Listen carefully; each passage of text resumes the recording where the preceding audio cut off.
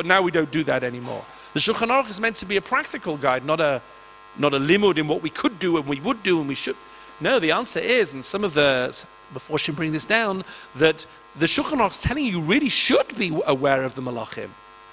But it's a chutzpah to say that you really are enough aware to talk to them. Really, it's a yura. You're really pretending to be a big frummy. You know the malachim are all around, but really they are, says the Shulchan Aruch, and you need to be aware of this.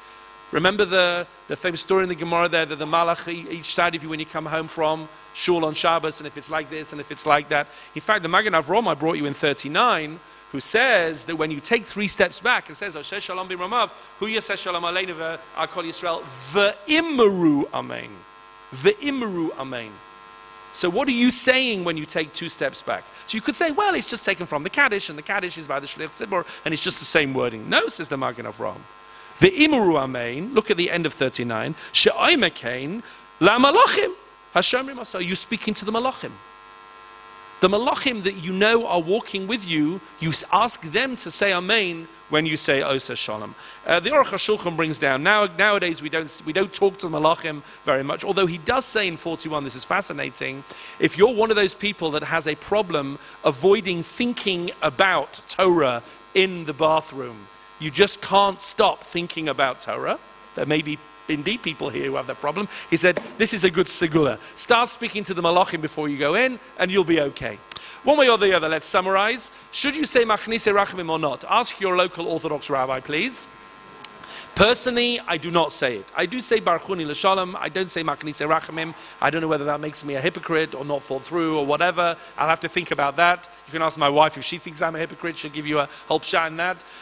But there are definitely issues, big issues involved. It's not just about a nice nigun. There are real halachic and hashkafic issues. But what I think we've seen here in the few minutes that we've had is how this halachic issue spreads much wider into sociological realities.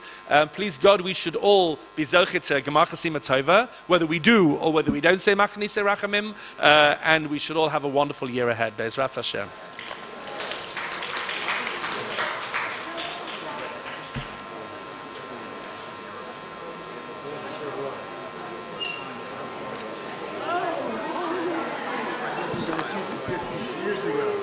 But it depends what you do.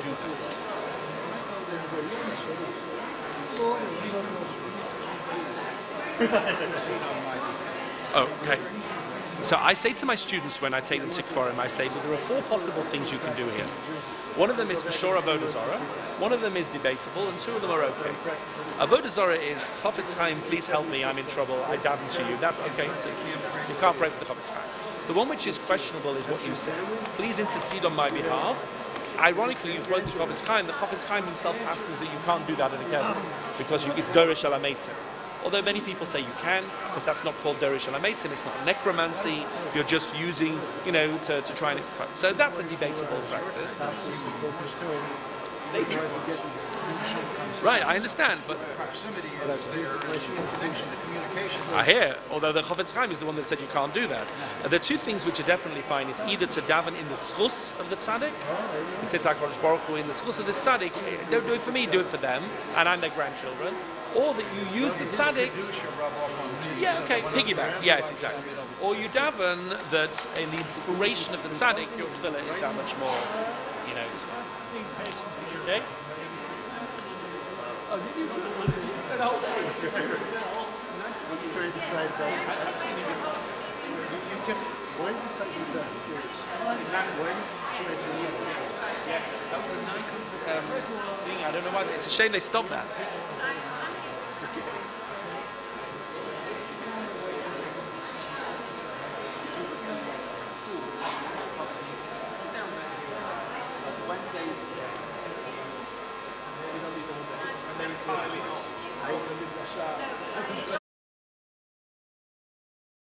Hashem Echad. We can also get to that level of love of God only through Yom HaKippurim. We can scream it out like a malach singing the celestial song of Shir HaShirim. We can then go from Yom HaKippurim, as you look on pages 9 and 10, we can enter from Yom HaKippurim into our sukkah. Literally, as Chazal depict, not just a sukkah, but based on Yeshayahu, a chuppah. We can enter into that apiryon of HaKadosh Baruch Hu. we can enter, as the Shemi Shmuel says, the time of Simcha, entering the Cheder HaMelech. Haviani HaMelech Hadarav. The Ra'aya and Shir Hashirim says, bring me into your room. Bring me into Kodesh Kodashim. Bring me into Gan Eden. Bring me into the Cheder HaMelech. What is that Cheder HaMelech? The Shemi Shmuel says, that's the chuppah. That's the sukkah. We can go and we can enter literally the chuppah of HaKadosh Baruch Hu. We're going to enter in just Be'ezrat Hashem a week from now, the sukkah of Hashem, the marriage canopy with HaKadosh Baruch Hu. But only if we truly appreciate that Yom HaKippurim is the day wherein we get a glimpse of Shir HaShirim.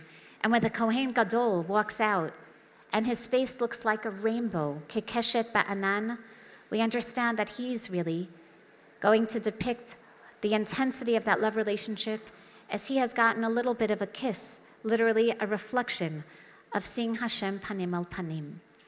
If we can only open up that petach, then Be'ezrat Hashem this year, we'll be able to open up the Petcho Shel Ulam. We'll be able to open up that door of HaKadosh Baruch Hu, waiting for us for tshuva, to dance Shuvi Shuvi Hashulamit, to dance literally Beklei Lavan Shu'ulin in the streets of Yerushalayim, knowing Shir HaShirim Asher L'Shlomo, knowing that we have also seen a little bit of a glimpse of Kodesh Kodashim this Yom HaKippurim. Gemar Chatima Tova. Thank you very much. We're taking a break until 11 o'clock. Please be back in your seats by 11 o'clock for the keynote address by Rabbi Meir Goldvecht.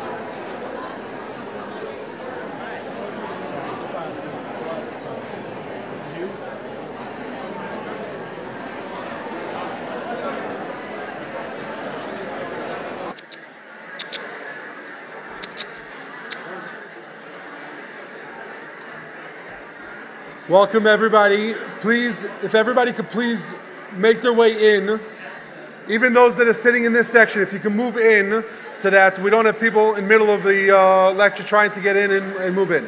So if everybody could please make their way all the way into the hall. There are a lot of empty seats on the other side of the room. Yeah, but stay.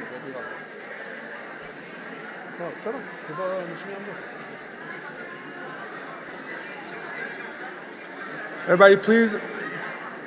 We're trying to start on time. It's 11 o'clock, and we really want to start. If everybody could please make their way in.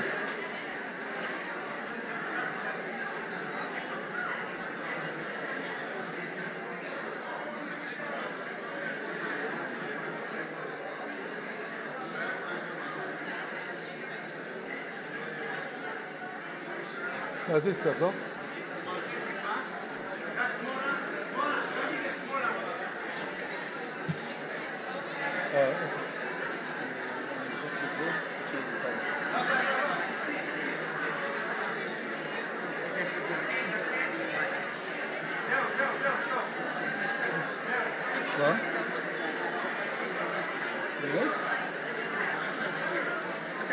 Don't mention that. Make that quick. What? Nothing to do.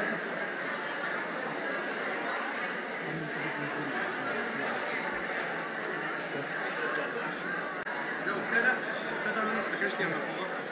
אתה רואה, רואים אותך בשתי הצדדים? שאלה מה אני עושה עם מנוף, אני רוצה שיראו את הלוגו של האויו. חייבים. נתקע לי העירייה המפגרת הזאת, אז נשים את העירייה למעלה ואת האויו למטה. אה? לא, אין, יותר אז אני מוכר. קצת. Everybody, please make your way in. The sooner the better, because we really want to stick to times. If everybody can clear the pathways. You can also make your way into the hall going through the A halls. If you want to go through A, you can make your way in here.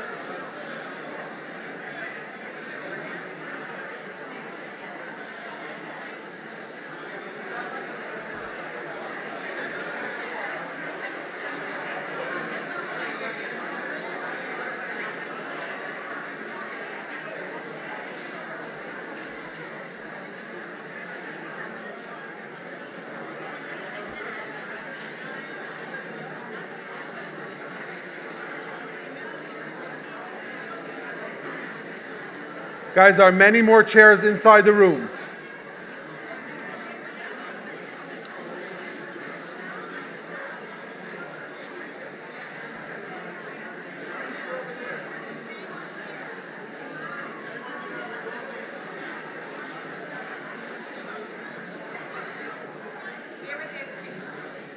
Over there, over here, everywhere.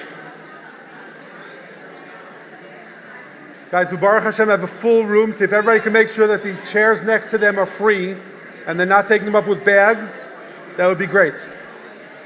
Anywhere here? Please, guys, please don't take up seats with bags and stuff. Rev Goldvicht is already here and we really want to start on time. We need every empty seat, Baruch Hashem.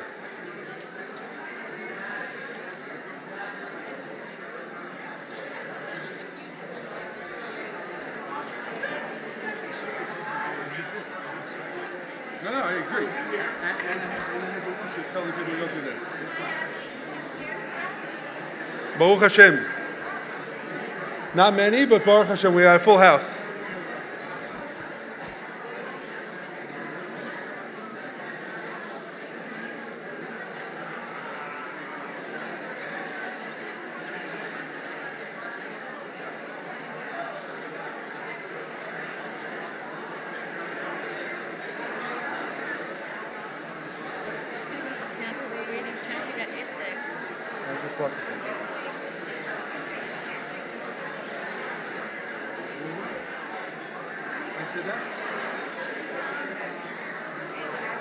I actually had somebody complaining this morning.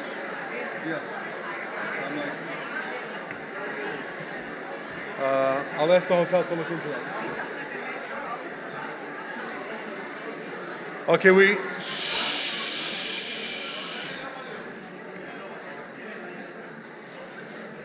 Guys, we have more seats over here, there. People are pointing where there are seats. If there's an empty seat next to you, please raise your hand. This way people can walk in. If we could please shut the doors over here. Whoever needs to come in will come in through A. Please shut the doors now, okay? Thank you.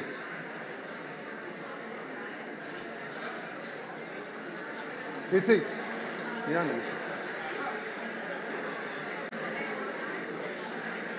So shalom aleichem, everybody.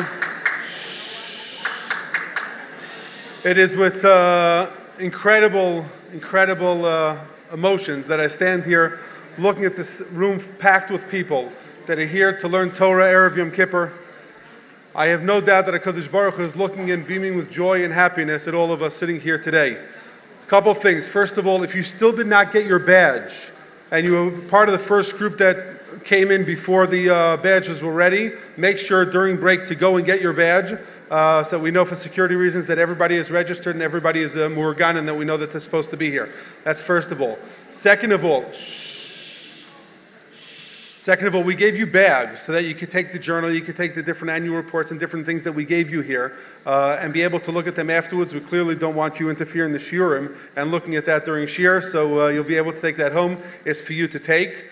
One last thing is that we are going to take a 4.5-minute fast break before introducing Rabbi Goldwicht to show you a teeny bit of what this organization, that you are part of their family, are doing here in Israel. So 4 minutes, bivakasha. Hey, you know the OU symbol? You know, from chocolates on Coca-Cola and so many other products? But what actually is OU Israel? We begin our journey in Yerushalayim, the holy city. Here at the OU Israel Center is where it all happens. The OU Israel Center really provides a community center for English speakers from all over the world. So throughout the year we have an incredible activity from early in the morning to late at night. The Leila Women's Initiative is a program designed for women to be able to find spirituality, to take time to learn Torah, to become closer to Hashem. Smichas Chava program is the fastest growing practical halacha chabura in the entire world. We started a year ago in 2 locations. We're now in close to 30 locations. A program that is created for working balabatim. They're coming home every single week with questions and answers that they can engage their family, all the practical halachas that they need to know to be a yid in their house. There is no Shabbat without Torah tidbits, Torah wisdom, halacha, and the weekly Torah portion, all in one weekly journal from OU Israel. NCSY Israel, the youth movement known to every Jewish youngster in North America, right here in Israel. It helps me come closer to lots of kids in Israel. I found so many great friends and I've made amazing friendships that will last a lifetime. A home for teenage Olim, to not feel like Olim, to feel like Israelim. Summer, Golan Heights, 2.5 weeks of unforgettable experiences. Camp Dror. This summer camp services more than 250 children from all over the world. A truly Zionistic educational experience, exciting activities, Torah studies, and love of the land. Experiencing parts of Israel and a love of Israel. JLIC is My Judaism on Campus. That's Kabbalat Shabbat, reading the Megillah on Purim, Halacha Q&A on WhatsApp, or just sitting down and talking Judaism over a cup of coffee. And it doesn't end there. Our next stop, the Judean Desert. This is the Taglit Israel Free Spirit Project that provides a unique Israeli experience to thousands of youth from all over the world, allowing them to connect to their roots and love of the land in the most interesting way. Yachad Israel's purpose is to give an answer to the needs of the disabled and secure their integration into all aspects of life.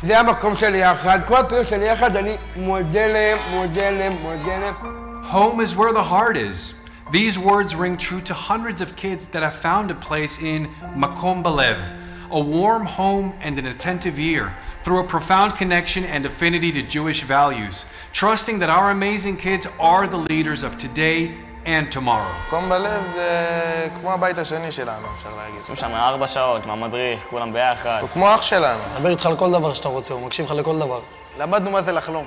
פתאום אתה מבין מה זה הארגון הגדול הזה, שאתה רואה את הקינדר בואנו ואתה רואה את היו שם, אתה מבין שהיו שם זה הרבה נשמות. Today's youth who are in the midst of growing up find themselves having to deal with many personal difficulties, family and social issues, where a large portion of them is missing a guiding figure who they can connect with and seek their help when needed. ברגע שאתה משדר לילד, שאתה מאמין בו, אוהב אותו, הוא עף. פה בשכונות הסתובבנו בלילות לחפש בני נוער. זה יכולת ליצור תהליך אמיתי וגם לראות את התוצאות. בזכות המקום הזה סיימתי 12 שנות לימוד. אנחנו נותנים לנוער את הלב, את הנשמה, את היכולת לחלום. There aren't many places that take in kids without preconditions, as is.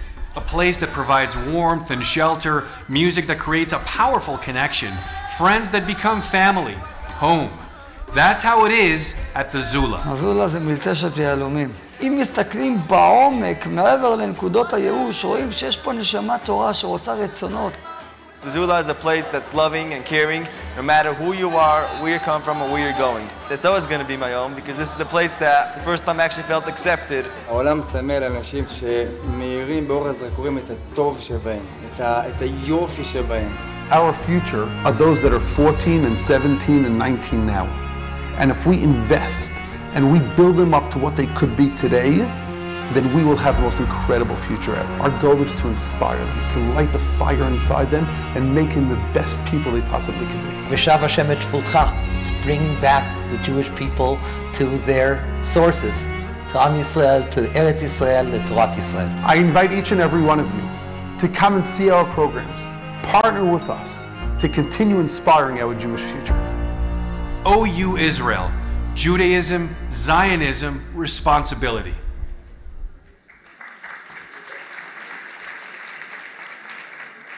So next time you see the OU on a can of Pringles, you know there's so much more than that, Baruch Hashem. I would like to ask one of the representatives we have from the OU board in New York, Esther Williams, a very dear friend, who is a national vice president of the OU, to please come and introduce Rav Goldvicht. Beyond the title of national vice president of the OU, she also owns a house in Yerushalayim and is staying here most of the year. And I think that's a much greater title. This introduction seems superfluous, as the name Goldvicht is universally synonymous with generations of Torah learning and Torah teaching. But I thank the OU for this honor to introduce our next keynote speaker, Rabbi Meir Goldvicht. Rabbi Meir Goldvicht, a prominent Israeli scholar, educator, and a Rosh Yeshiva of Yeshiva University's Mazer School of Talmudic Studies, is the head of the New Stone Beit Midrash program. Rabbi Goldvicht joined YU as a Rosh Yeshiva at Rabbi Isaac Echad Theological Seminary, Reitz, and the Mazer Yeshiva program. He received smicha from the renowned rabbinic authorities Rabbi Zalman Nechemia Goldberg in 1980 and Harav Gaon Betzalel Zolti, Zecher Tzaddik Levracha, Chief Rabbi Yerushalayim, and Rabbi Ovadia Yosef, Harav Rashi of Israel. Rabbi Goldvicht has been a Ram at Yeshiva Karm B'Yavneh and has given shiurim extensively at Stern College all over the metropolitan area and in Israel, actually all over the world.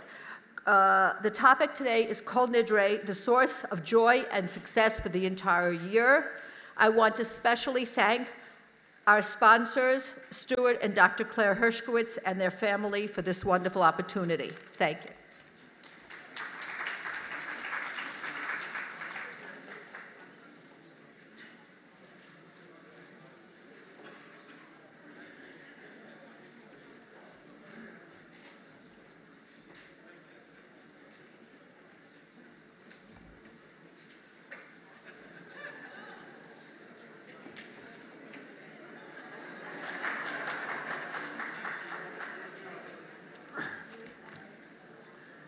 ברשות ידידי ורעי, הרב ארי ברמן, שליטה ראש ה-OU בירושלים, רבנים, תלמידים,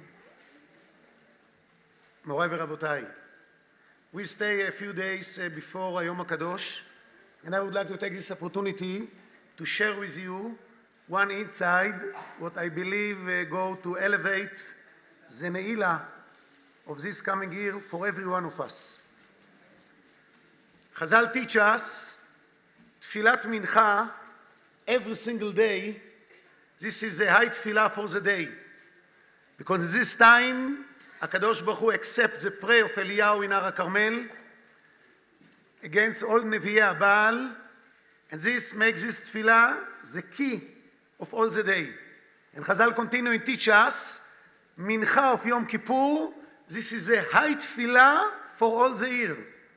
אף על פי תפילת מנחה in Yom Kippur, look, not Ashrei, no Uva Letzion, people come a little bit late after the break of Musaf, they arrive immediately to Kriyat Torah, if a little bit more, they arrive to the Haftarah, but this is the high tefillah of Yom Kippurim. And מסדרי ההפטרות decide the Haftarah of Yom Kippur is Sefer Yonah. And the question is, why they decide specifically Sefer Yonah to come the Haftarah of Yom Kippurim? Is I would like to walk with you a little bit to Sefer Yonah, and through Sefer Yonah to understand Ne'ilah in other aspects, and בסייעתא דשמיא, הקדוש ברוך הוא will accept all our תפילות, and will fulfill all our requests. If you don't have זמרי מקומות in front of you, you can follow also בעל פה. In the beginning of Sefer Yonah, we find, וידבר השם אל יונה בן אמיתי לאמור, קום לך אל ננבה העיר הגדולה, וקרא עליה כי עלתה רעתם לפני. הקדוש ברוך הוא send Yonah to wake up Nineveh to make tshuva. And next posuk, ויקם יונה לברוח תרשישה מלפני השם. He ran away from the mission to the place where the name is Tarshisha. וימצא אונייה באה תרשיש. He finds some boat, but he can run away through this boat to תרשיש. וייתן שכרה, וירד בה לבוא עמם תרשישה. Beginning of Sefer Yonah bring us to a few questions. First, every child know we cannot run away from HaKadosh Baruch Hu. How Yonah, Nevi Hashem, decide to run away from Hashem? He for sure know this cannot work, but why try to do this? Moreover, when somebody run away, he never know to what place he ran away. Later he can say, I ran away to this place, and from this place to the other place, but by Yonah, he know exactly the place what he really would like to run away. To where? To Tarshisha. Where is Tarshisha? What kind of places? And moreover, when he takes a boat to Tarshisha, Chazal come and teach us in Gemara in Masechet Nedarim in paragraph 2, אמר רבי יוחנן שנתן שכרה של ספינה כולה. He paid for all the people in the boat. This himself reason to the captain not to take him. Somebody pay for everyone is not look good. Why he pay for everyone when he takes the boat to Tarshisha? Is to answer these three questions, we will walk in to Sefer Yonah, and בסייעתא דשמיא we see beautiful, beautiful insight, פלאי פלאים, what Chazal come and teach us, and now is relevant for us, לקראת היום הגדול, לקראת היום הקדוש, יום הכיפורים, what stay in front of us. Is again, short and clear. Question number one, how Yonah, Nevi Hashem, feel he can run away from Hashem? Every child know is no way to run from Hashem. Question number two, when somebody run to any place, he never know before to what place he ran. But Yonah know exactly, I would like to arrive in Tarshish, specifically in this place, not any other place. And last question is, why he pay for everyone in this boat? This is the reason for the captain not to take him. And why he do this? Is to answer all these questions, we will start step by step. Yonah really know we cannot run away from Hashem. But also he know, if you go to wake up and change Nineveh to make tshuva, probably they will make tshuva. And if this will happen, we will stay in very complicated situation. Very difficult situation. Why? If they will make tshuva, they will say to HaKadosh Baruch Hu, Ribono shel Olam, you pick the wrong nation. You send 48 Nevi'im and 7 Nevi'ot to Am Yisrael to talk to them, to wake them up, to make tshuva. Nobody listen. Look us, somebody, we never know him before. He talked to us about tshuva. If not, everything go to destroy it. Immediately, all of us make tshuva. HaKadosh Baruch Hu, maybe you pick the wrong nation. It means Yonah feel if he takes the mission and in them make tshuva, what's going to happen? Difficult and tremendous Chilul Hashem. Terrible. All the nation will say, you picked the wrong nation. Yonah come and say, I'm sorry. I never want to come the person what create Chilul Hashem. Moreover, Nineveh was the capital of Ashur. If Nineveh make tshuva, it means Ashur continue to lead the world. And Am Yisrael will have more and more miserable years. Yonah come and say, I cannot do this to my nation. And from this reason, I decide to run away from the mission. And if the price is to die, I never care. I will take this. Not to create through me Chilul Hashem chas v'chalila, and to make tremendous pain to Am Yisrael. And this we find few lines in the Radak, in third paragraph. כי נכתבה להיות מוסר לישראל, שהרי עם נוכרי שאינה מישראל, nation, what is not עם ישראל, היה קרוב לתשובה, ובפעם הראשונה, the first time, שהוכיחם הנביא, שבו בתשובה שלמה. וישראל מוכיחים אותם הנביאים, השכם והערב, so many נביאים ונביאות, try to wake us up, ואינם שווים מרשם. Is this going to create tremendous חילול השם? I don't want to come part of this. And the מצודות דוד come and say, in the last line, לכן לא היה חפץ, in paragraph 4, לכן לא היה חפץ להיות שליח בדבר, כי היה טוב בעיניו שיעמדו ברשעם. He really want, Nineveh will never make tshuva, ויובדו, ולא יהיו לשטן לישראל. It's from this reason, Yonah come and say, I run away from this mission. And I ready to pay all the price, also to die. And Yonah learned this from Moshe Rabbeinu. First time when we find leadership completely by Moshe Rabbeinu for sure. He lead us in Egypt, from Egypt. But first time what he shows us leadership after Chet HaEgel, after the golden calf. Before, everything what HaKadosh Baruch Hu asked him to do, he do. To talk to Mitzrayim, to Am Yisrael, to take them out from Egypt, to split the ocean, etc. After Chet HaEgel, HaKadosh Baruch Hu come and say to Moshe Rabbeinu, Eref mimeni ve'ashmidem. Enough is enough. I go to kill all of them, and I go to make from you a new nation. Moshe Rabbeinu say, HaKadosh Baruch Hu, I stay with them. I am not Avraham Avinu number 2. Avraham Avinu is only one. I stay with them. If you take them, take me also. And HaKadosh Baruch Hu say to Moshe Rabbeinu, 40 days after, Salachti kidvarecha. Moshe Rabbeinu want to give his life for Am Yisrael. Come, Yonah, and say, I go to do this exactly same. Through me, chas v'chalila, Chilul Hashem will never take place. And Am Yisrael will have pain from Ashur, many, many more years. No way. And he decide to refuse to take this mission. Now,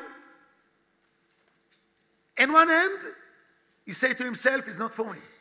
In other hand, Yonah come and say, 1 minute, who sent me to this mission? HaKadosh Baruch Hu.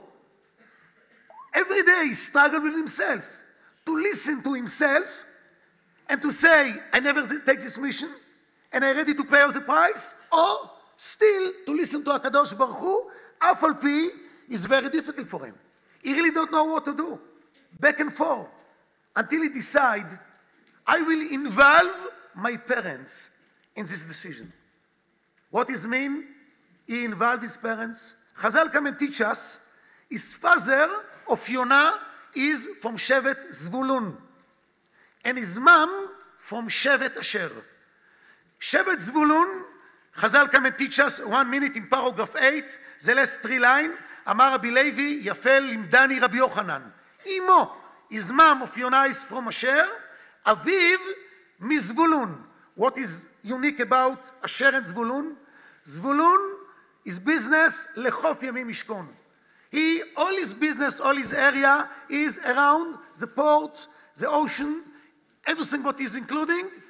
He said to himself, I go to one of the port, and my mom is from Shevet Asher, and we know every Shevet in Am Yisrael have stone. We have 12 stone, Odem, Piteta, Bareket, Nofech, Sapir, Ya'alom, Leshem, Shvoach, Lama, Tarshish, Shoam, Vayashpeh. Stone number 10, this is the stone of Shevet Asher. The name of the stone is what? Tarshish. Tarshish, Chazal come and teach us, is placed in Africa. The unique about this place, Chazal come and say on the Psukim in paragraph 6, in time of Shlomo HaMelech, if everyone want to drink a cup of water, he gets this with glass from gold. In paragraph 6, וכל כלי משקה המלך שלמה זהב, וכל כלי בית יער הלבנון, and every dishes what you have in the summer house, זהב סגור. אין כסף, listen, לא נחשב בימי שלמה למאומה. Money in time of שלמה המלך is water. People buy and still they have so much money and they really don't know what to do with the money. As if this happened to people, okay, they try to do what they can, but if you're king, you need all the time to elevate your palace. You need all the time to show your status is high above other people. And if he buy everything, how he can elevate his status to other level. Every 3 years, boat go to Tarshish, place in Africa. The travel take over here one way, other year plus back, and few months they stay in Tarshish. They buy different animals, different stuff, what you cannot see in any other place. Come Yonah and say to himself, I'm in dilemma. In one hand, I really want to listen to Hashem. In other hand, I don't want any Chilul Hashem, any pain to Am Yisrael will take place because me. What I will do? What is my decision? He brings his parents. My father is from Shevet Zvulun. His business is in the port. I go to Yafo port, I wait to boat. If will happen, probably not, but if happen, and boat would go to Tarshish, to Africa will arrive, this is sign for me, my decision to run away from the mission is right decision. And Chazal come and teach us in paragraph 10, ירד יונה ליפו, ולא מצא שם אונייה לרד בה. He never see any boat. והאונייה שירד בה יונה, הייתה רחוקה מיפו מהלך 2 ימים. One boat in other port start to go to Tarshish, to Africa. מה עשה הקדוש ברוך הוא? הביא עליה רוח סערה בים, big tornado take place in the ocean, and the captain understand he cannot continue to Africa. He decided to return to the closed port, and the closed port from the place where he stays is יפו. ראה יונה ושמח בליבו. אמר עכשיו אני יודע שדרכי מיושרת לפניי. He wait, the boat would arrive, really go to Africa. He asked the captain, can I go with you? He said, I'm sorry. It's boarding, it's finished, it's over. Everyone in the boat, we only wait until the tornado will move. He said, listen, you go to Tarshish, you go to Africa to buy that stuff, to who? To your king? Listen, I will pay you enough money, take 1 luggage with money, you can buy for your wife, for your children, for yourself, how much you want. He said to him, you know what, okay, come to my boat. And you know, walk into the boat, he go direct to his cabin. He closed the door and he stay inside. Now look what happened. Immediately, short time after, they decide everything is clean, they can travel to Tarshish. In paragraph 11, והשם הטיל רוח גדולה אל הים, ויהי סער גדול בים, והאונייה חישבה להישבר. After 1 day, when they stay back in the ocean, again, big tornado happened, ויראו המלאכים, ויזעקו איש אל אלוהיו, and all of them, they very scared, and יונה ירד אל ירכתי הספינה, וישכב וירדם. יונה don't know anything, he not care about anything, and he say to himself, if the price is to die, this is what they're going to do.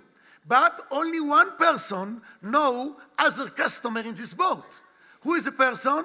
The captain, because all the people know to each other. If you fly, if you go to 3 years, for sure you talk to people from what place you come, what do you do, what is your name. One person arrived to the boat and immediately go to his cabin, nobody know about him.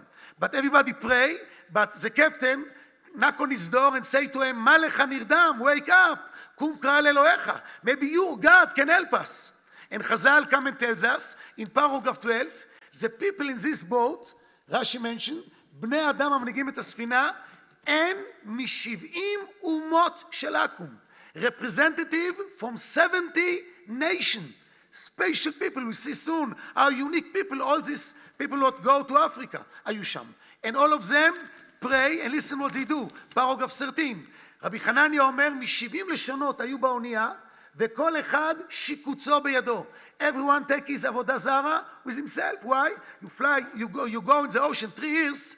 Obviously, some days is very difficult. If you want to pray to your God, and you have God in your hand, is make your tefillah more strong, more focusing. And look what they say. And they decide, everyone talk to his God, והיה האלוהים אשר יענה ויציל אותנו מצרה זאת, זה God, what will save us, הוא האלוהים. This the word, הוא האלוהים. You know from other place? Yes. From where? Eliyahu בהר הכרמל. Eliyahu ran away from Achav. And HaKadosh Baruch Hu say to him, run to the north. Some woman wait for you. She have zimmer and pay how much you want. Stay in the zimmer of this woman. One day the son of this woman passed away. She come to Eliyahu and say to him, if you Nevi Hashem, do something to my child. And Eliyahu bring him back. And this boy, what Eliyahu bring him back, the name is Yonah. And this is the reason why is Yonah ben Amittai, because his mom say, Ata yadati. Now I know, ki navi emetu. I know Eliyahu is real Nevi Hashem. Is Eliyahu in Har HaKarmel, in all the moment when the fire come and everybody say Hashem hu Elokim, now look same word by all the representative of 70 nations come and say the God will go to save us, hu Elohim. And what happened immediately after in paragraph 15? ויאמרו איש אל רעהו, לכו ונפילה גורלות, ונדעה בשל מי הרעה הזאת. We make a lottery, make a goral, and we know because who this happened. What does this mean? Who say to all the people, the problem is somebody in this boat. If the ocean stay in weather, what is very difficult to continue, we have a tornado in the ocean, is why they feel somebody from the boat because them everything happened. Because Chazal come and teach us in paragraph 14, when they stay in the ocean, and almost this boat would go to Africa destroyed, ודרך כל האוניות עוברות ושוות בשלום בשתיקות הים. All the other boat around go normally, people make fishing, they enjoy, they eat, everything is normal. Only the boat would go to Africa every minute, almost destroyed, every minute, back and forth, and they know for sure the problem is in this boat. And they make lottery. Why Goralot? They can't take the name of everyone. Somebody will pick a name, and we ask him, maybe this is because you. Come Chazal and teach us. Why Goralot? Because these people was very unique people. The moral of the 70 representatives from 70 nations in this boat is in very high standard. They make lottery, and the first time, what name come out? Yonah. They say, 1 minute, maybe he's not the right person. We make again. Somebody else put his hand inside. What name come out? Yonah. Again, 3, 4, 10 times Chazal say. And the same name come all the time. Now, after this happened, paragraph 15, in פסוק ח' ויאמרו אליו, אגידה נא לנו באשר למי הרעה הזאת לנו. Explain to us, מה מלאכתך, what do you do, מאין תבוא, from what place you arrive, what is your state, what nation you belong, because they never know anything about them, the first time met them now. ויאמר עליהם, עברי אנוכי, ואת השם אלוקי השמיים אני ירא, אשר עשה את הים ואת היבשה. In one hand, I'm Jew, I'm proud about my God, and I have respect to him, in the same time, I ran away from him. Next פסוק, ויראו אנשים יראה גדולה, ואמרו אליו, מה זאת עשית? כי ידוע האנשים, זה know, כי מלפני השם הוא בורח. And he say to them, and they ask him, what we can do? Tell us, everything what you want, this exactly we do. And he say to them, we have only one option, throw me to the ocean. And what happened? paragraph 16, רבי שמעון אומר, לא קיבלו האנשים להפיל את יונה אל הים. They say, why we do this to Yonah? We never murderers. Why? And Chazal continue and say, נטלו את הכלים שבאונייה. They start to throw to the ocean a lot of the stuff. Maybe this can help them. They try to go back to the port. Nothing help them. And Yonah come and say to them, and they pray to the God, to HaKadosh Baruch Hu. Now they recognize the real God is the God of Yonah. ואמרו, last 3 lines in paragraph 16, אלוהי עולם השם, אל תיתן עלינו דם נקי. HaKadosh Baruch Hu, please, we never come murderers. We never know the person. Maybe he's a great man. What? Why you want for us? We will kill him. Yonah come and say, I told you, stop to pray. What you need to do is take me, throw me to the ocean. And what happened after that? He says this to them again, paragraph 17, miyad netalu v'itilu. They put him in the ocean a little bit and everything stopped. They take him outside. Again, the boat almost go to destroy. They put him again, a little bit more deep. Everything stops. They take them out again and again until they decide they don't have any choice. And what they need to do? To throw him to the ocean. Now, where is Yonah? Where Yonah stay now? In the ocean. We take some break for a few minutes from Yonah. We continue with all the 70 representatives of 70 nations in this boat. Paragraph 18. Chazal continue and teach us. ראו המלאכים את כל האותות והנפלאות הגדולות שעשה הקדוש ברוך הוא עם יונה. They see all the miracles what Hashem make to Yonah and obviously make to them. והשליחו איש את אלוהיו בים. Immediately they take all the avodah zarah what they have, they throw this to the ocean. They decide they never go to Africa, they never go to Tarshish, וחזרו ליפו, ועלו לירושלים.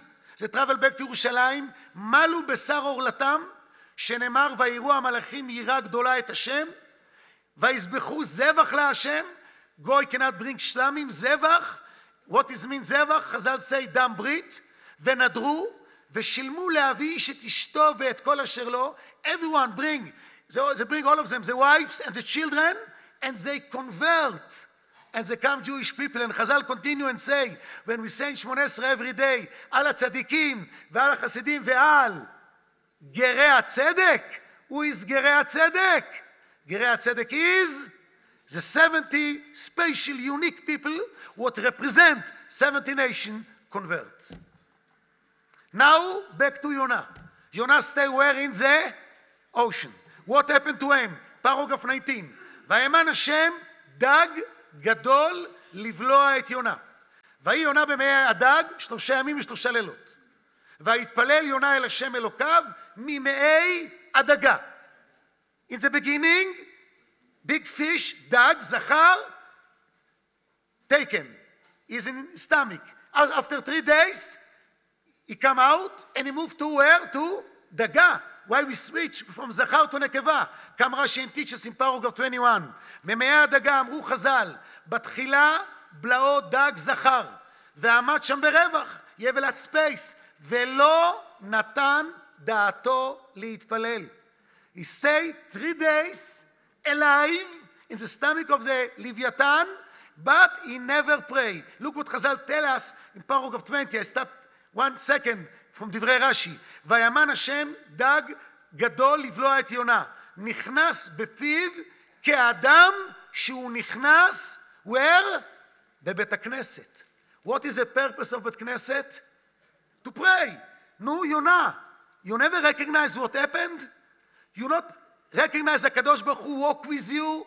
HaKadosh Baruch Hu say to him, I am with you. You 3 days in the stomach of the Leviathan. You never pray. You never change your mind. Back to Rashi, paragraph 21. And after 3 days, רמז המקום לדג והקיאו, and he moved to the דגה. And what happened? ושם עמד בדוחק מפני העוברים והתפלל מתוך הדחק. I really don't understand Rashi. When he moved to the daga, he feel a little bit tiny. He not feel comfortable how he feel in the stomach of the dog. Now he start to pray. I don't understand why. Yonah decide he have not problem to die and not to go back to make the mission because he really don't want any Chilul Hashem will take place through the nation. He really don't want Ashur will continue to lead the world and make the miserable life for Am Israel. Why now he feel uncomfortable and he start to pray to HaKadosh Baruch Hu? Why?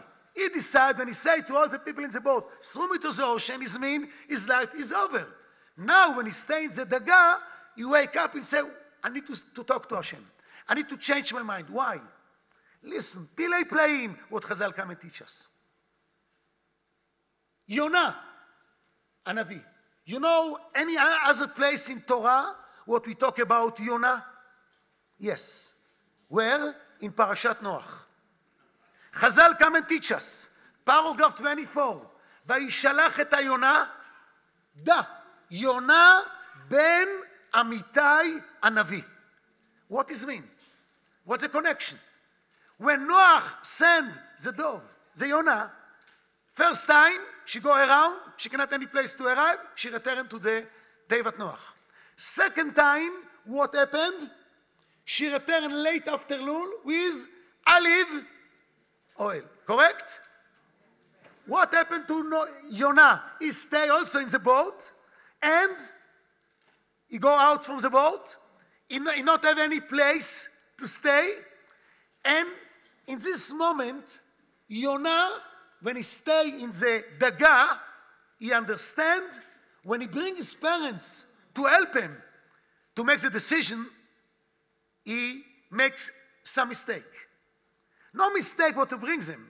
What he not learn exactly what he need to learn from his parents. He bring his father from what shevet we say before? The father, Zvulun. It means he need to go to the port to find boat.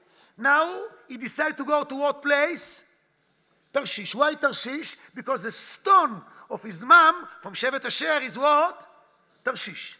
But we know every Shevet have stone, different type of stone, what you mentioned before, but every Shevet have also flag.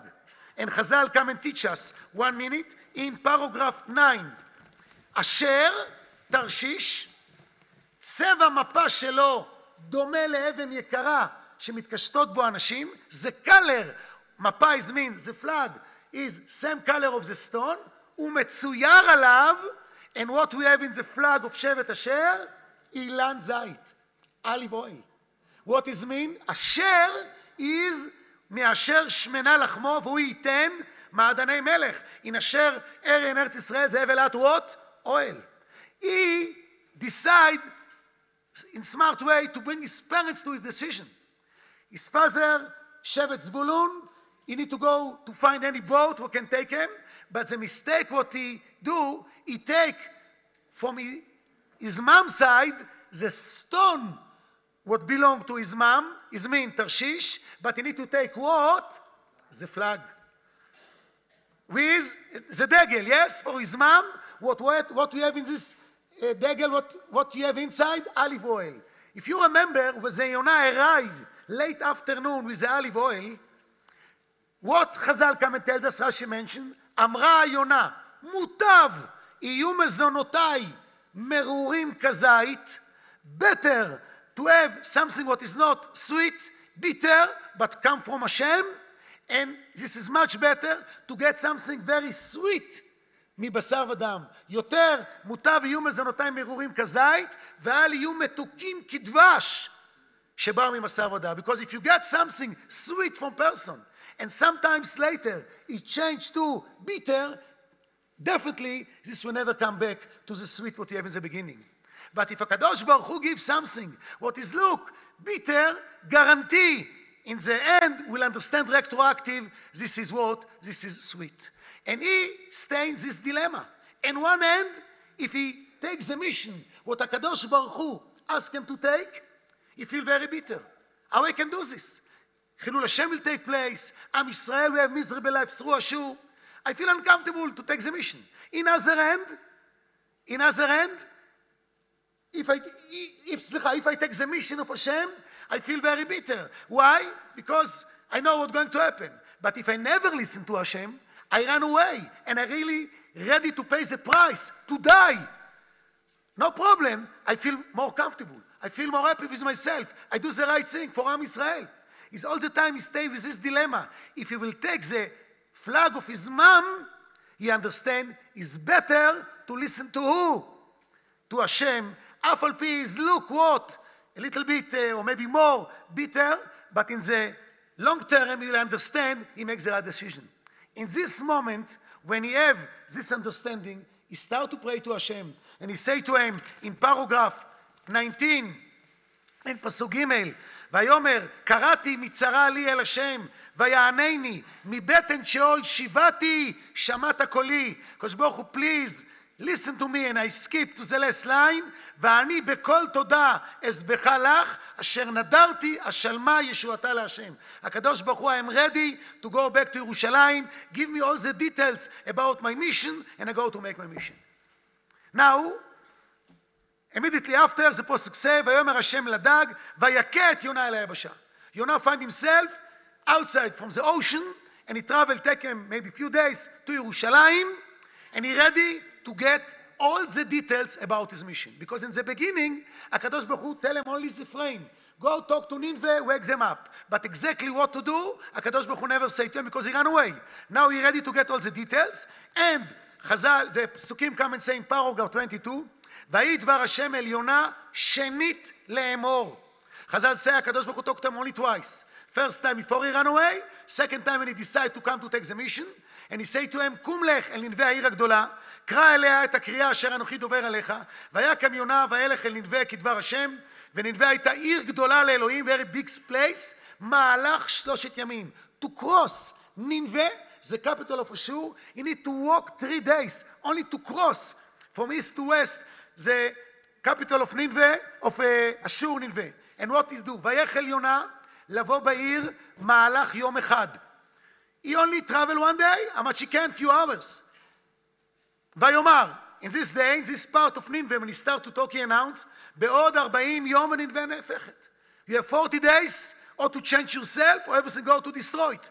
ויאמינו אנשי ננבה באלוהים, immediately. ויקראו צום, וילבשו שקים מגודלם ועד קטנם. Immediately, when he start to talk to the people in the first day of the mission. All Nineveh, people talk to each other, change himself, make tshuva, fast. He don't need to travel 40 days to fulfill his mission. And 1 day before he cross all the city, all the capital, all the city of Nineveh, capital of Ashur, in 1 day. How this happened? This psukim is really very difficult psukim. If somebody go in New York tomorrow, and he cross the 5th Avenue, any other avenue, and he announce, in 40 days, Manhattan go to destroy it, if you never make up to make tshuva. And he go for 1 hour, immediately, people catch him, put him in the hospital, finished, done. No question.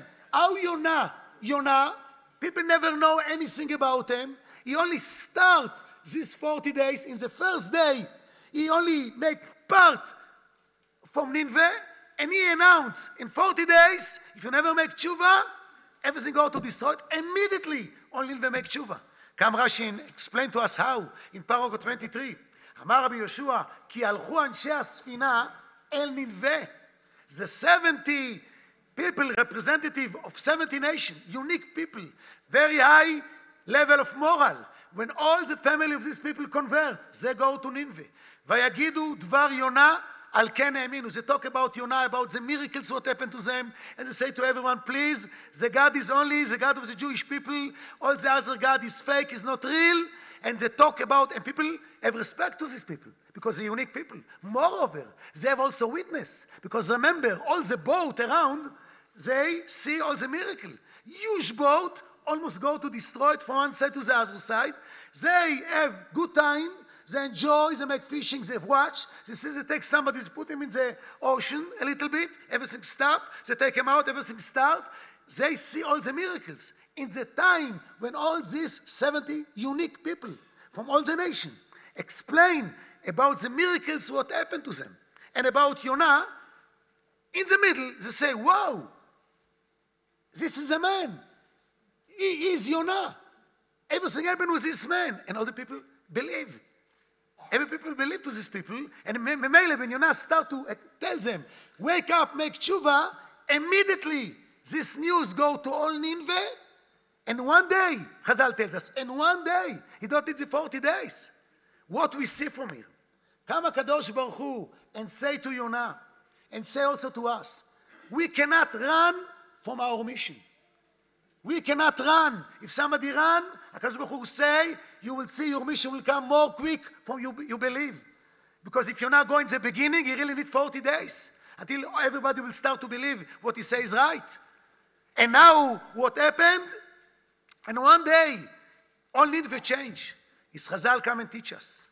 Through Sefer Yonah, every one of us in this world have missions. In different place, in different time, and different age. And from time to time, what we need is to stop and to ask ourselves how we represent HaKadosh Baruch Hu in our life. Because we need to remember exactly how we need HaKadosh Baruch Hu, exactly same HaKadosh Baruch Hu need us. Chazal say on the Pasuk, Atem Edai Neum Hashem, we represent HaKadosh Baruch Hu in this world. Nobody else except us. And HaKadosh Baruch Hu give to every one of us in every age, different missions. And we need to remember we represent them.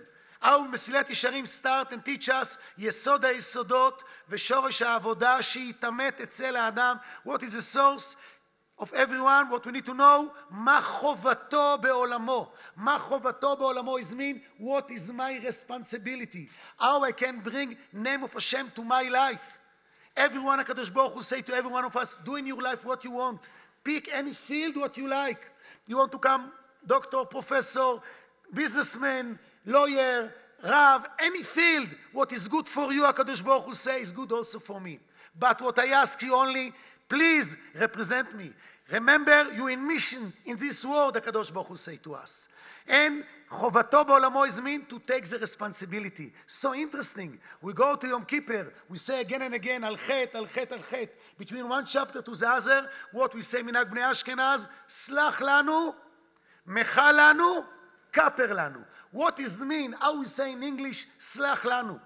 Forgive, I'm sorry. No. Slicha in Hebrew, in Lashon HaKodesh, is mean responsibility. The reason why HaKadosh Baruch Hu kick Adam from Gan Eden, not because he eat from the tree. HaKadosh Baruch Hu ask him, you eat or not? If he will say, I'm sorry, I eat, I make mistake, I take responsibility, he will stay in Gan Eden. But the reason HaKadosh Baruch Hu send them out because they say, what you ask me if I eat is not me, she. It means Chazal come and say to us, if Adam will take responsibility, HaKadosh Baruch Hu say, you walk with me hand by hand. How I know this also from other place. When we start Parashat Nitzavim, Atem Nitzavim Hayom, how we say in English Nitzavim? Somebody would stand up, yes, no. Nitzavim in Lashon HaKodesh is mean responsibility. How I know this? When Boaz come to visit his worker in the field, he sees a girl, we know the name now, Ruth, and he asks the head of the workers. What's the Pasuk say? Vayomer Boaz lenaro, anitzav al hakotzrim. He asks the person, anitzav al hakotzrim, in charge of all the workers. Nitzavim is mean, I take responsibility. This is mean, slach lanu.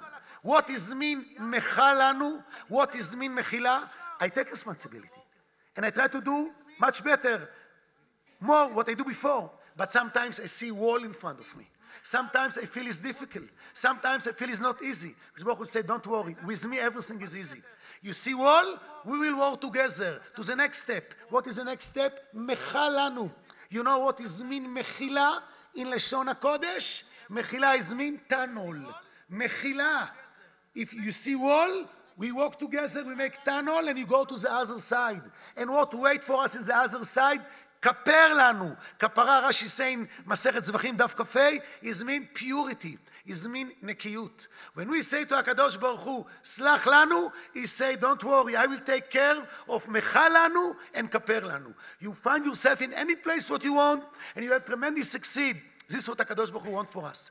We come to Ne'ilah of Yom Kippur, after Sefer Yonah. What we say, all the minagim, in every nuschaot and the tefillah, in one moment in Ne'ilah we say, Ptach lanu sha'ar be'et ne'ilat sha'ar.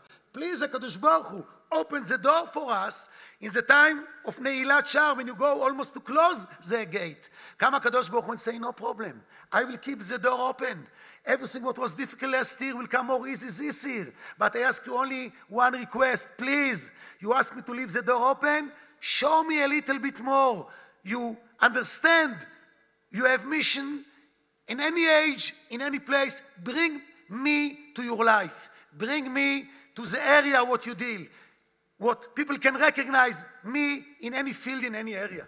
When we feel this kind of feeling in the moment when we say, פתח לנו שער, בעת נעילת שער. When we say to HaKadosh Baruch Hu, leave the door open, and HaKadosh Baruch Hu say, no problem, but פיתחו לי פתח כחודו של מחט. I will open to you all the gate, but you open a little bit. What a little bit? Everything good what we do, to do a little bit better. To understand this is our responsibility to Hashem, to represent them in our life. This is what Chazal want for us from Sefer Yonah. When we take this kind of aspect, what Yonah come and teach us, and he understand, he cannot run away from Lechatchila, but he also understand, he will make the mission of HaKadosh Baruch Hu. What HaKadosh Baruch Hu want will take place. If you walk with them end by end, everything come easy, and not only this, we get more from all our dream, or everything from what you feel. This is what Chazal want for us.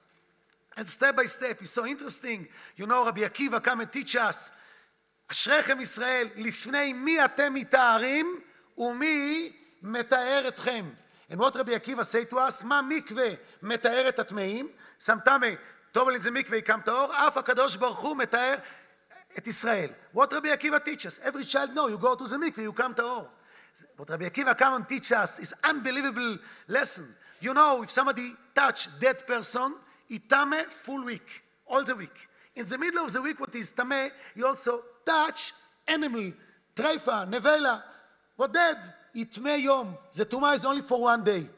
Now the question is, if you go to the mikveh for tumat yom, from the tumah what you have for 1 day, is still tame. Why? Because it tame for how many days? 7 days. What you feel? You need to go for this tefillah or not? Or wait until the week is over, and after this, you make tefillah for everything. Come Rabbi Akiva and say, no. HaKadosh Baruch Hu never want for us to do everything. If I have opportunity, tefillat yom to make today, I take this. In the meantime, I still tameh, but in the meantime, I drop a little bit tumah. It means Kadosh Baruch Hu want for us only to understand. I give you everything what you want, do what you feel.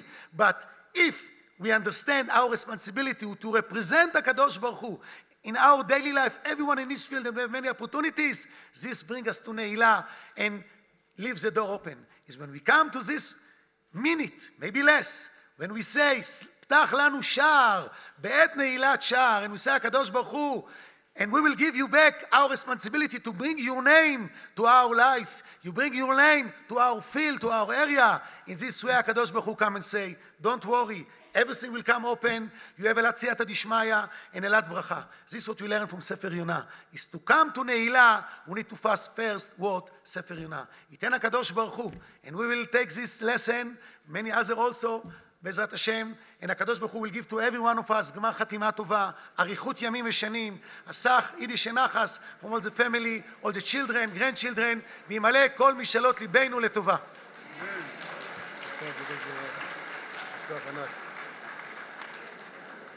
Thank you very much, Rav Meir Goldvicht. I spent Shabbos at his house 2 weeks ago. Incredible, not only Rav and speaker, but also host. So thank you, him and his wife.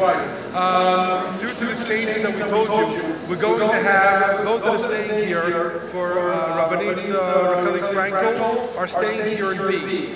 Rabbi Ari Khan is going to be in A, and Rabbi Breitwitz is going to be in C.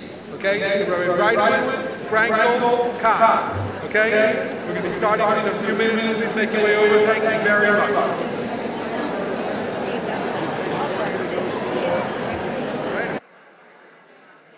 Hey, you know the OU symbol?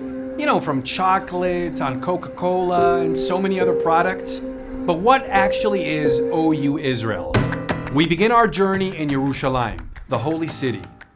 Here at the OU Israel Center is where it all happens. The OU Israel Center really provides a community center for English speakers from all over the world. So throughout the year we have an incredible activity from early in the morning to late at night. The Leila Women's Initiative is a program designed for women to be able to find spirituality, to take time to learn Torah, to come closer to Hashem. Smichas Chava program is the fastest growing practical halacha chabura in the entire world. We started a year ago in 2 locations. We're now in close to 30 locations. A program that is created for working balabatim. They're coming home every single week with questions and answers that they can engage their family, all the practical halachas that they need to know to be a yid in their house. There is no Shabbat without Torah tidbits, Torah wisdom, halacha, and the weekly Torah portion, all in one weekly journal from OU Israel. NCSY Israel, the youth movement known to every Jewish youngster in North America, right here in Israel. It helps me come closer to lots of kids in Israel. I found so many great friends and I've made like amazing friendships that will last a lifetime. A home for teenage Olim, to not feel like Olim, to feel like Israelim. Summer, Golan Heights, 2.5 weeks of unforgettable experiences. Camp Dror. This summer camp services more than 250 children from all over the world. A truly Zionistic educational experience, exciting activities, Torah studies, and love of the land. Experiencing parts of Israel and a love of Israel. JLIC is My Judaism on Campus. That's Kabbalat Shabbat, reading the Megillah on Purim, Halacha Q&A on WhatsApp, or just sitting down and talking Judaism over a cup of coffee. And it doesn't end there. Our next stop, the Judean Desert. This is the Taglit Israel Free Spirit Project that provides a unique Israeli experience to thousands of youth from all over the world, allowing them to connect to their roots and love of the land in the most interesting way. Yachad Israel's purpose is to give an answer to the needs of the disabled and secure their integration into all aspects of life. זה המקום של יחד. כל הפעילות של יחד, אני מודה להם, מודה להם, מודה להם. Home is where the heart is. These words ring true to hundreds of kids that have found a place in Makom Balev, a warm home and an attentive ear, through a profound connection and affinity to Jewish values, trusting that our amazing kids are the leaders of today and tomorrow. מקום בלב זה כמו הבית השני שלנו, אפשר להגיד. יושבים שם 4 שעות, עם המדריך, כולם ביחד. הוא כמו אח שלנו. מדבר איתך על כל דבר שאתה רוצה, הוא מקשיב לך לכל דבר. למדנו מה זה לחלום. פתאום אתה מבין מה זה הארגון הגדול הזה, שאתה רואה את הקינדר בואנו ואתה רואה את היו שם, אתה מבין שהיו שם זה הרבה נשמות. Today's youth who are in the midst of growing up find themselves having to deal with many personal difficulties, family and social issues, where a large portion of them is missing a guiding figure who they can connect with and seek their help when needed. ברגע שאתה משדר לילד, שאתה מאמין בו, אוהב אותו, הוא עף. פה בשכונות הסתובבנו בלילות לחפש בני נוער. זה יכולת ליצור תהליך אמיתי וגם לראות את התוצאות. בזכות המקום הזה סיימתי 12 שנות לימוד. אנחנו נותנים לנוער את הלב, את הנשמה, את היכולת לחלום. There aren't many places that take in kids without preconditions, as is. A place that provides warmth and shelter, music that creates a powerful connection, friends that become family, home. That's how it is at the Zula. הזולה זה מלצשת יהלומים. אם מסתכלים בעומק, מעבר לנקודות הייאוש, רואים שיש פה נשמה תורה שרוצה רצונות. The Zula is a place that's loving and caring, no matter who you are, where you come from, or where you're going. It's always going to be my home because this is the place that the first time I actually felt accepted. העולם צמא לאנשים שמאירים באור הזרקורים את הטוב שבהם, את היופי שבהם. Our future are those that are 14 and 17 and 19 now. And if we invest and we build them up to what they could be today, then we will have the most incredible future ever. Our goal is to inspire them, to light the fire inside them and make them the best people they possibly could be. V'shav Hashem et shvutcha. Let's bring back the Jewish people to their sources, to Am Yisrael, to Eretz Yisrael, to Torah Yisrael. I invite each and every one of you to come and see our programs, partner with us to continue inspiring our Jewish future. OU Israel, Judaism, Zionism, responsibility.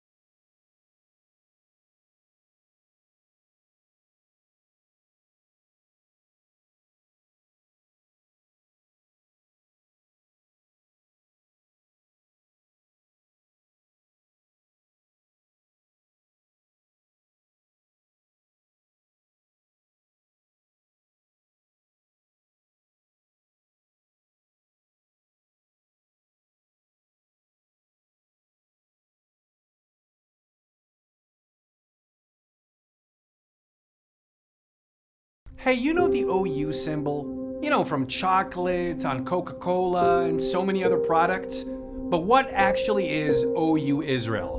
We begin our journey in Yerushalayim, the holy city. Here at the OU Israel Center is where it all happens. The OU Israel Center really provides a community center for English speakers from all over the world. So throughout the year we have an incredible activity from early in the morning to late at night. The Leila Women's Initiative is a program designed for women to be able to find spirituality, to take time to learn Torah, to become closer to Hashem. Smichas Chaver program is the fastest growing practical halacha chabura in the entire world. We started a year ago in 2 locations. We're now in close to 30 locations. A program that is created for working balabatim. They're coming home every single week with questions and answers that they can engage their family, all the practical halachas that they need to know to be a yid in their house. There is no Shabbat without Torah tidbits, Torah wisdom, halacha, and the weekly Torah portion, all in one weekly journal from OU Israel. NCSY Israel, the youth movement known to every Jewish youngster in North America, right here in Israel. It helps me come closer to lots of kids in Israel. I found so many great friends and I've made amazing friendships that will last a lifetime. A home for teenage Olim, to not feel like Olim, to feel like Israelim. Summer, Golan Heights, 2.5 weeks of unforgettable experiences. Camp Dror. This summer camp services more than 250 children from all over the world. A truly Zionistic educational experience, exciting activities, Torah studies, and love of the land. Experiencing parts of Israel and a love of Israel. JLIC is My Judaism on Campus. That's Kabbalat Shabbat, reading the Megillah on Purim, Halacha Q&A on WhatsApp. The problem with cameras is they don't let you come down and speak like a human being. Cool. Do it this way. לא, אני לא יכולה לעמוד מאחורי, זה לא מתאים לי. לא רוצה. האמת שאני לא רוצה שתצלם אותי. הנה. אוקיי. שלום, שנה טובה, גמר חתימה טובה. לא עובד? יש. תודה. ואז מותר לי? אתה מרשה לי לעמוד פה? אוקיי. שנה טובה, גמר חתימה טובה. When I had first of all, there are these pages, and I made about 70. It should be enough, but if you need to share, so share. Yeah, so are they circulating? Here, there. רגע. There's some more here. So we might need to use couples. So when I was offered this honor of teaching in this amazing day, I said, well, Erev Yom Kippur, so שיעור הכנה לימים נוראים, kind of. And he said, no, we can't have the whole day about Yom Kippur. דווקא something that's not about ימים נוראים, just choose a topic that you like, one of your favorite שיעורים, and go for it. Okay? So if you're asking yourself, what are we doing here now, learning about whatever is going to come up, I was specifically requested. I think you will find it relevant to everything. Let's start. We'll start with this pasuk, and we'll work from there because you'll see it becomes much larger and the scope grows. פסוק from ויקרא י"ט, לא תלך רכיל בעמך, לא תעמוד על דם רעך, אני השם. Okay, so I think it's almost the only thing, no, one more thing I translated here, just because it's so basic. And I'm gonna, I hope this isn't annoying for whoever's on the other side of the camera and everything, but I'm really gonna be turning to you quite a lot here, okay? So please help me. Okay? There are 3 parts to this pasuk. לא תלך רכיל בעמך, לא תעמוד על דם רעך, אני השם. לא תלך רכיל, do not gossip, לא תעמוד על דם רעך, literally would mean don't stand on your brother's blood. Metaphorically, how would you explain? לא תעמוד על דם רעך? Don't what? Don't be passive when something bad happens, and this is a important part of it, and you're able to prevent whatever it is. So don't stand passively when your brother's blood is being shed. Ani Hashem speaks for itself, even though it needs some interpretation. Now, my question is, and please be active, how do you understand the connection between the three parts of the pasuk? How do you understand the connection between lo ta'amod al dam re'echa and lo telech rachil be'amecha? How do you understand the connection of Ani Hashem to either of them? Yes. No, you're not going to be, lo ta'amod al dam re'echa says, do not sit passively. Bevakasha. Yes.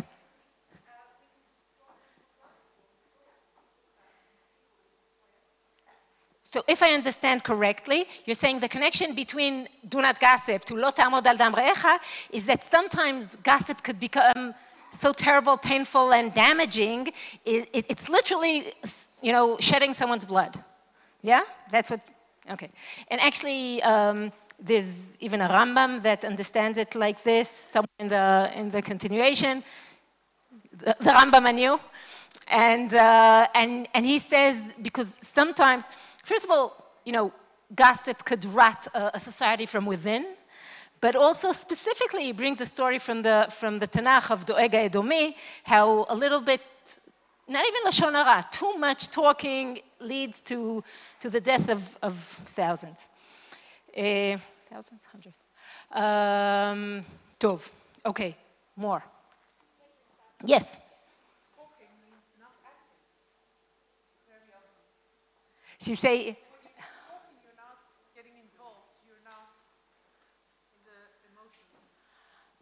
okay, you're saying there's situations where you should be active, that's lo ta'amod al dam re'echa, and instead of it, you're hanging around gossiping. As if you're active. Manyan. Yes. Take responsibility for each one of them? How's the connection? Take responsibility for your actions. Okay. And I understand like you have an association for all of them together. Od. Connection between lo telech rachil be'anecha, lo ta'amod al dam re'echa, ani Hashem. Yalla, לעבודה. Yes.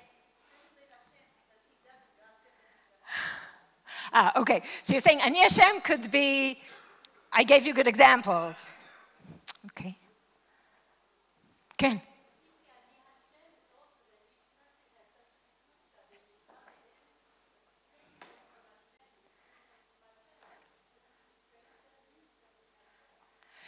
She's saying if you transgress part 1 or part 2, you're doing a form of Chilul Hashem.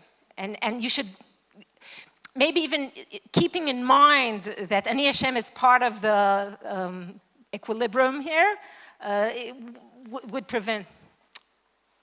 Od. Yes.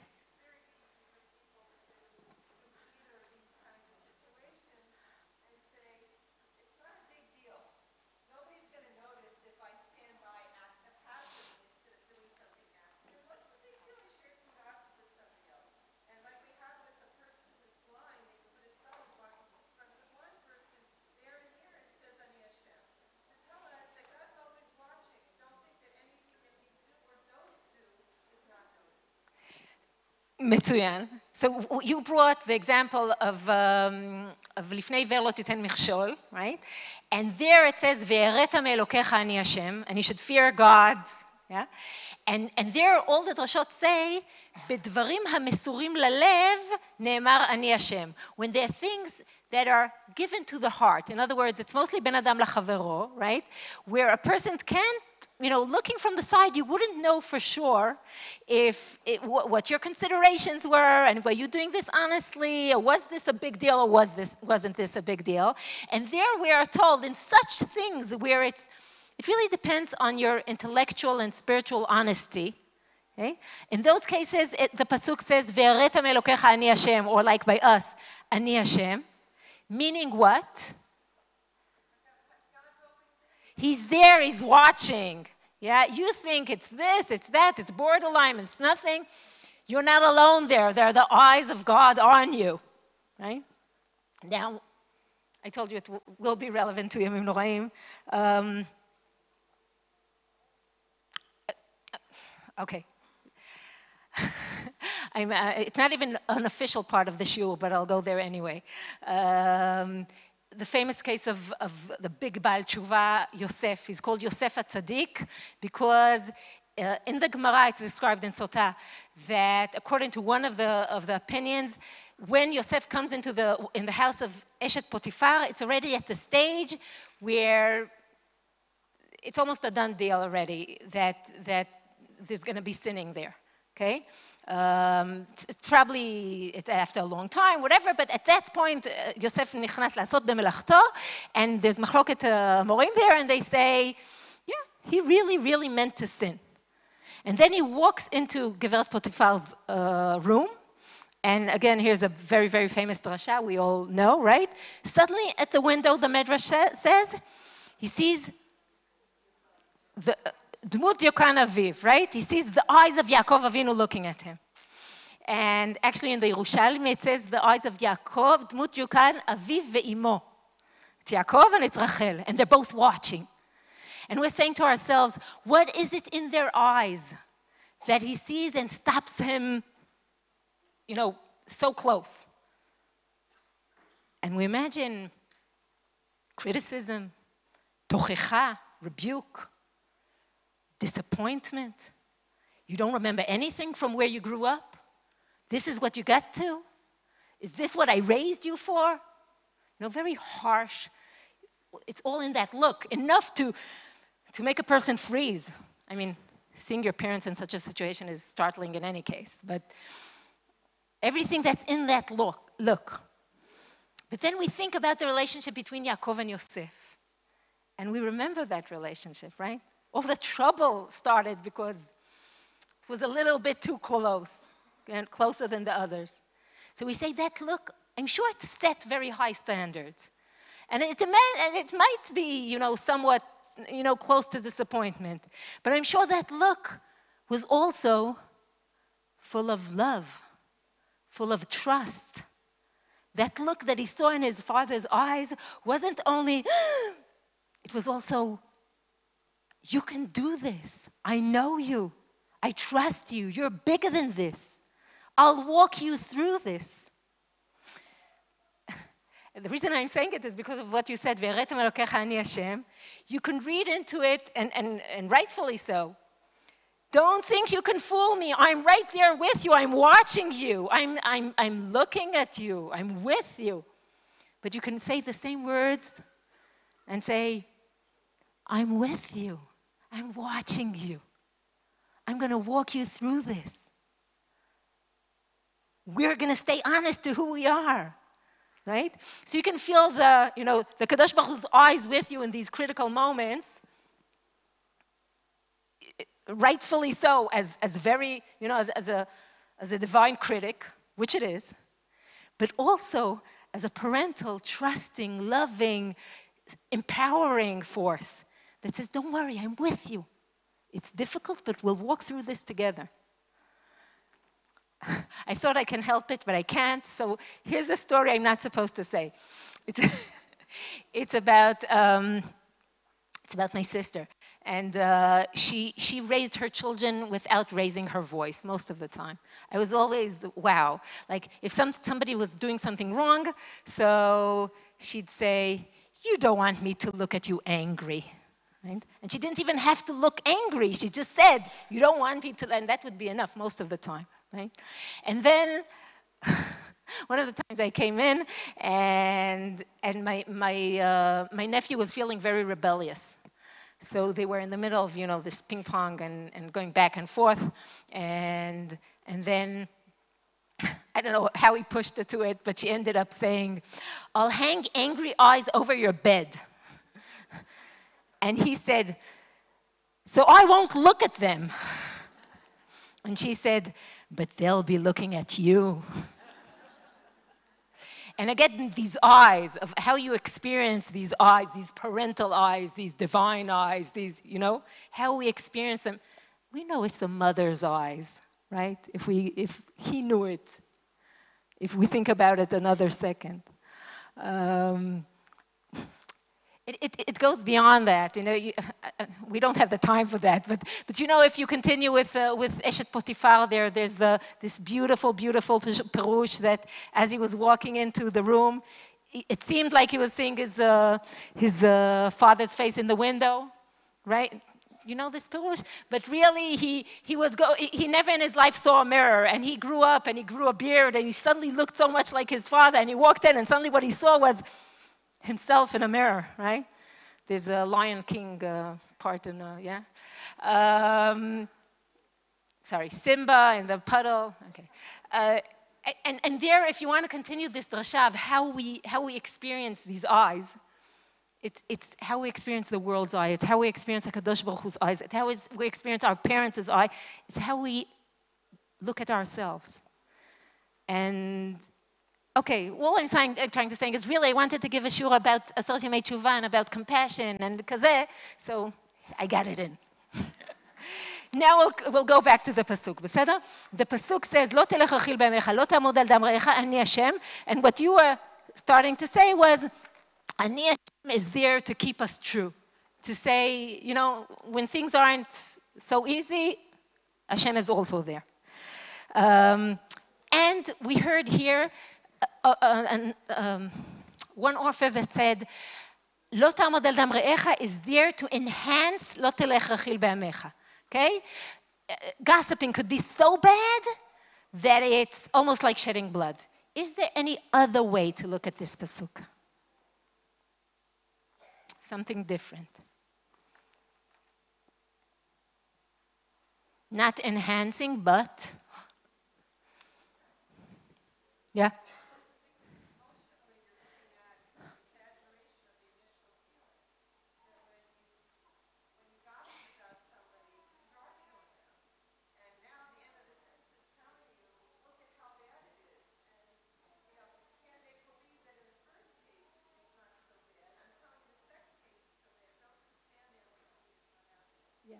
So it's very powerful what you're saying, but you're still continuing in the direction of the enhancement, okay? Right? It's enhancing the gossiping. How about understanding lo ta'amod al dam re'echa as, yeah?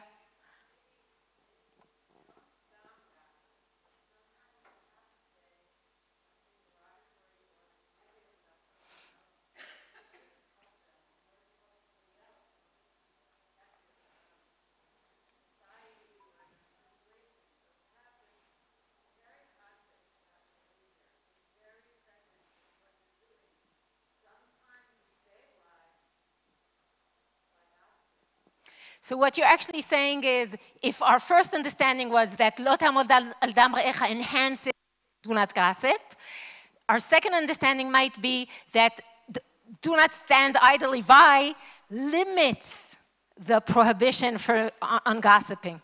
There are situations, or let's say it this way, you're not allowed to gossip, you're not allowed to speak lashon hara, you're not allowed to do motzi shem ra. They're all from this pasuk. They're no different isurim. Until the point where it becomes lo ta'amod al dam re'echa. Okay? And we can start imagining such points. Let's see some, we'll do this quickly. There's a shoot, a responsa to the Tzitz Eliezer here in Yerushalayim. And it was sent from an eye doctor in Bnei Brak. I'll be translating as I read. And what happened actually here is that the eye doctor reported to the Rav, to the Tzitz Eliezer, that as he was giving someone a checkup, he discovered that the guy has a degenerative. Did I say I was born in Israel? I was born and raised in Israel, thank God.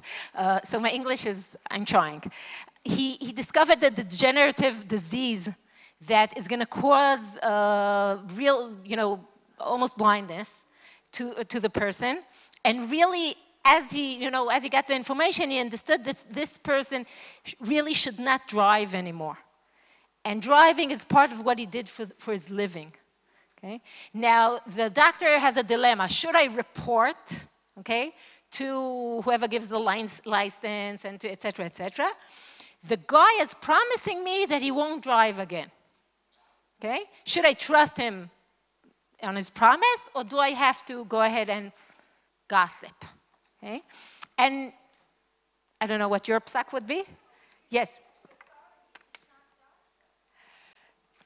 It could, the question is halachic, okay? If it's the right thing to do, it's not gossip. If it's the wrong thing to do, it will go into the category of things you're not allowed to talk about, okay?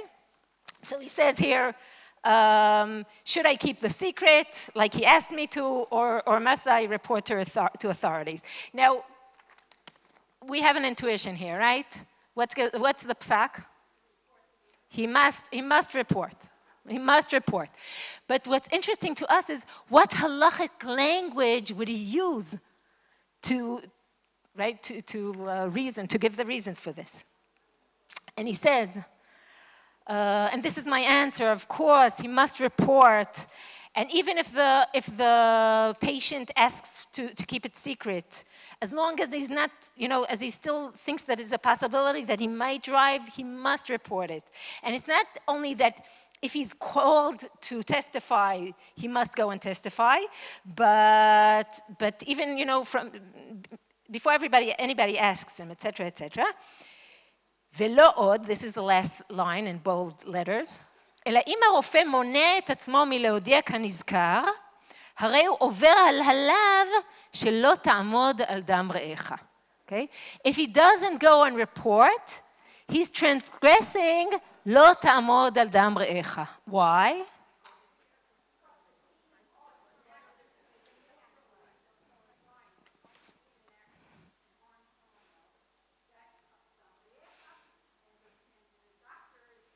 Who's standing idly, right? So he's saying this is isur lo ta'amod al dam recha. What's the classic example? When we learn lo ta'amod al dam recha, what do we usually say? Somebody falls into the river, and this is an important and you are capable of, you were in all the camps, and you got a lifesavers certificate, all these tests you do every summer. Never managed to pass any of them. And you're capable of saving him, and you choose not to save, that's lo ta'amod al dam re'echa. And here he's saying, not to report the guy to the authorities is lo ta'amod al dam re'echa. Okay? That's halacha. So there's yes?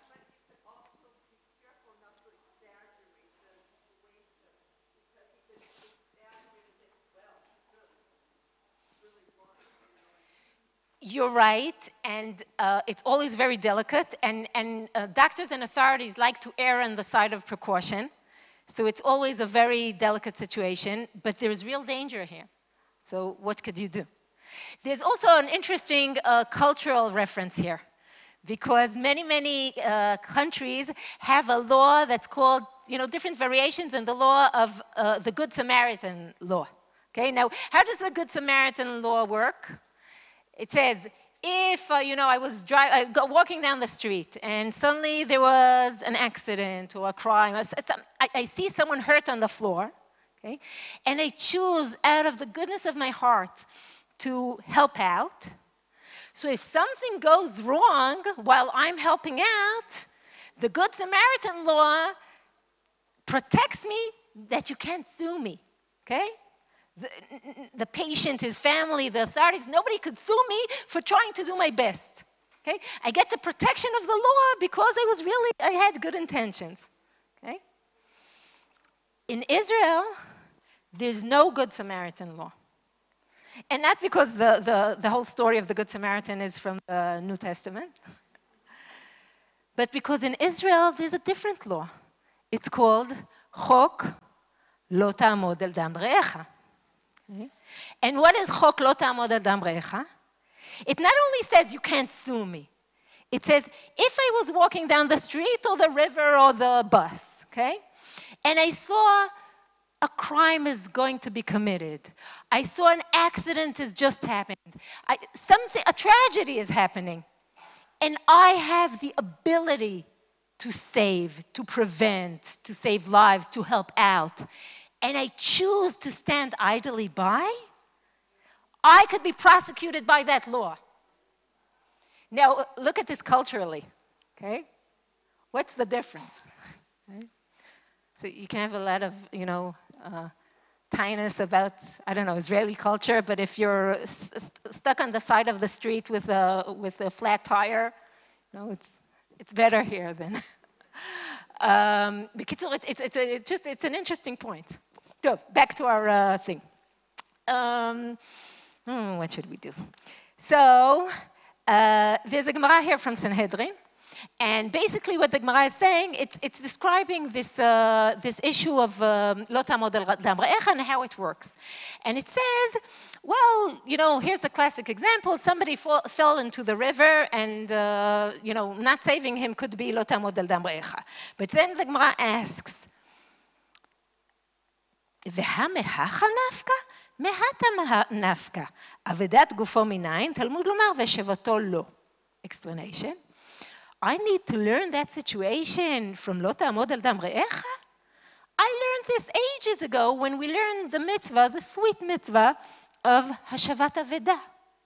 Because when we learn the psukim of Hashavat Avedah, we say veshavoto lo, it's like a double meaning there, and it means even if you return a person to himself. In other words, and now here, bear with me a little bit, okay? We learned Hashavat Avedah in kindergarten. It's that, very sweet mitzvah where somebody loses a wallet or a phone, and you open, you find the name, you dial home, you dial mom on the phone. The problem is they're all locked now. And you get to bring an Avedah back, okay? This is before they get stuck forever in your house and it becomes an annoying mitzvah, but bli kesher, okay? Now, once you start learning the laws of Hashavat Avedah, you understand that Hashavat Avedah is not only returning lost object, it's any prevention of monetary loss, okay? That means it's not only if my phone was found, I got it here. Very probable, actually. But if it's here and it's about to fall and crash, okay? 700 shekel for a new masach, whatever it's called. And you catch it before the damage is done, that's Hashavat Avedah. And we never knew it. It's if I walk in the street and I see my neighbor's pipe burst and water is starting to gush, and there is going to be damage in the garden, and all I need to do is pick up the phone and call someone and let them know, this just burst. Can you take care of this? The neighbor, the authorities, whoever it is. And I prevented the monetary loss. That's Hashavat Avedah, okay? And it goes beyond that. Because the Talmud says, what, it's only if it's monetary? What about damage to his body? What about if he got lost in the fields and you show him the way? That's also Hashavat Avedah. So here, in our case of Lo Ta'amod Al Dam Re'echa, we say, what? I need to learn it from Lo Ta'amod Al Dam Re'echa? It's simple Hashavat Avedah. I'm taking him out of the water and I'm giving him back to himself. The answer there is, you're right. That's Hashavat Avedah. But the limits of Hashavat Avedah is if you can do it yourself. You don't have to, start hiring people and bribing them and I'll pay you, just jump and... Hashavat Avedah, it has its limits. You're not supposed to start spending tons of money on the Hashavat Avedah. Lo Ta'amod Al Dam Re'echa also means that while you see it happening, you turn to the person, you don't know how to swim, or at least not well enough. You turn to this big guy next to you and you say, you're a lifesaver, I'll pay you 1,000 shekel, just jump. Now you can later ask for the 1,000 shekel from the guy you saved, that's okay. But you understand? It's the same action, but if you come from the obligation of Hashavat Avedah, it has its limits. If you come from the obligation of saving a life in Lo Ta'amod Al Dam Re'echa, you're expected to go way over, to spend money, to hire people. Okay? What did we just do here with Hashavat Avedah? We took a basic mitzvah that we thought we knew, and we started understanding that really, wow, it's much larger than that. It's not only a lost object. It's preventing damage. It's not only preventing damage, it's preventing physical damage. And you start thinking of it and understanding that it kind of says that when I'm walking in the morning in the street, the second before that pipe starts gushing, I can't really walk like that with, how do you call it, the horse, the blinds? What? Blinders. Blinker, well, it depends if you're English or whatever. You can't afford to walk down the street, minding your own business. It's like we just said about this law compared to the other law. Because the Torah expects you to notice what's going on, to take responsibility, and to take action. Okay? So we took this little kiviyachol mitzvah, and it grew. Lo ta'amod al dam re'echa itself. It might be that we just thought of it as, someone fell into the river. But we start talking to this eye doctor, and we understand, wow, it goes way beyond that. Let's read the Pitrei Tshuva here.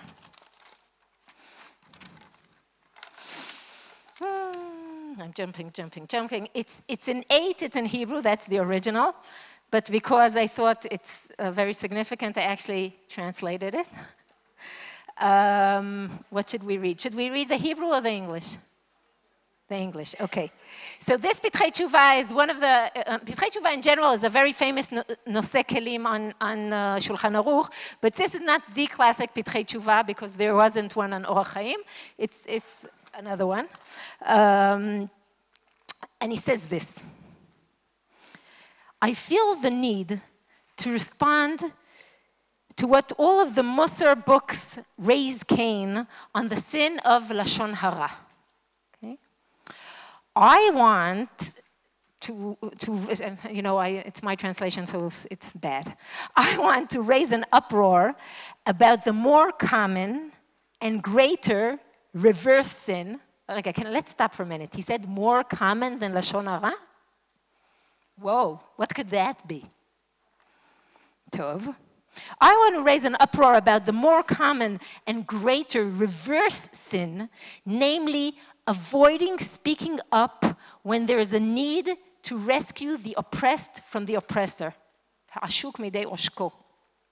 For example, one who sees another lurking on the desert road plotting to kill his friend, or sees a thief who broke into the house or shop of his friend, would he refrain from cautioning the friend because of the prohibition to speak Lashon Hara? So if you're walking in the desert and you see someone, waiting there to jump and rob someone, would you not warn the person because it's Lashon Hara? That's crazy, right? This would be too great a sin to bear, the sin of standing idly while another life is threatened.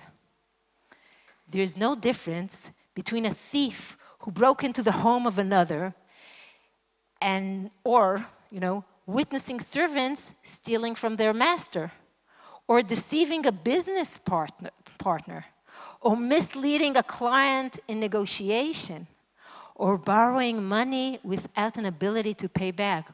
Whoa. Okay, here the examples are becoming more difficult. Because it started out with, there's a robber out there to get you. Of course I'll warn you. But then I see that your business partner is cheating you. Should I really come in between you? The other guy is also my friend. Oh, but then it goes to the example of the person that's gonna lend money to someone, which is always the case of a person that needs money and is borrowing money, and you have the absolute knowledge that there's no way that this person is gonna give back this loan. You understand that here it's much more difficult because on the one hand, you turn to the guy and you say, if you want to give tzedakah, go ahead, it's a very worthy cause. But if you need this money back, you shouldn't be lending it. Okay? But on the other hand, there's someone here that really, really needs the money. That's no simple thing at all. Okay, we're continuing. Okay.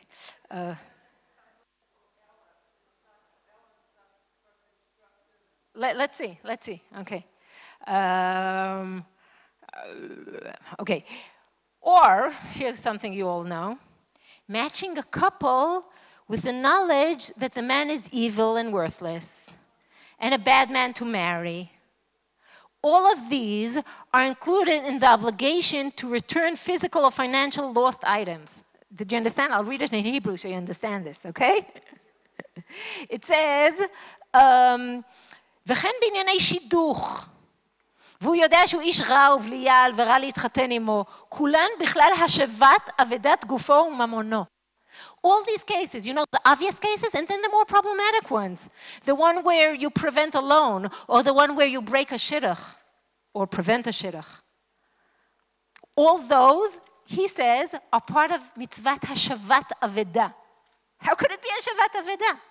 Because I'm preventing monetary and physical damage from another. Can I not do this because it's Lashon Hara?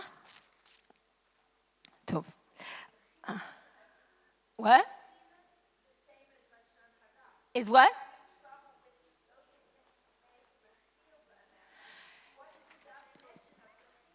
So, the answer is, okay, the three prohibitions, Rechilut, Lashon Hara, and Hotzaat Shem Ra, all derive from these same words. There's no different prohibition for Lashon Hara or for Hotzaat Shem Ra. So it's all this. Okay. How can we know, okay, here comes the million-dollar question, Beseda? How can we know the limit and say, speak no more than this? How do you know when to shut up and when to talk? How do you know when the pasuk is limiting each other and when the pasuk is enhancing each other, like we asked in the beginning? The principle here is follow your heart. Thank you. We thought he's going to have some real, you know. By the way, this is no modern day writer. It's like 200 years ago. So no. The principle here is follow your heart. If the desire is to harm another, this is Lashon Hara. But if the intention is to save or protect the other, this is a great mitzvah. How often do we witness the downfall of a friend in a web set before them by an evil person, while we hide our faces and say, why should we become involved in something that is not our business, our concern, and the like? Chazal, the rabbis have said, regarding matters of the heart, the Torah states, you shall fear your Lord. בדברים המסורים ללב, and that's what we started with, בדברים מסורים ללב, we say, ויראת מאלוקיך אני השם. The statement reinforces what we have said. As long as the intention is not to harm the other, but rather for the good of the other, to protect and save them, the action is an invaluable mitzvah. So let's analyze this for a minute because it's very critical. We're very well aware that there are times that, you know, minding your own business and keeping silent, even if you think you know something, is the right thing to do. But then, and the Pitrei Tshuva here says, it's more common and more often and more severe are all those times where we look aside and bad things happen because good people didn't do anything about it. Okay? In shidduchim, in abuse, in chaser, you know, how many times do we hear from a divorcee? How many times do we hear a divorcee say, tell me, and you all knew and you didn't say anything? So we wish that he would give us a key, a simple key, a clear key. But the key that he is saying is look into your heart and ask yourself what your motivation is. If you're there to damage, it's probably the wrong motivation. If you're there to save, even though life, as life goes, there will be damage, you must. Now, it doesn't mean bullying, and it doesn't mean shaming, and it doesn't mean telling the whole wide world. It means talking to the right people in the right time very cleverly and making sure the damage doesn't happen. Okay? Now, I wish it would be easier, but life is complicated, and all he can say is look into your heart and daven v'teher libenu ba'avodatecha, and hope that you'll have siyata dishmaya. And this, you know, the eyes that watch you and say, I'm looking at you, will also say, I'm looking at you. I'm with you. I'll walk you through this.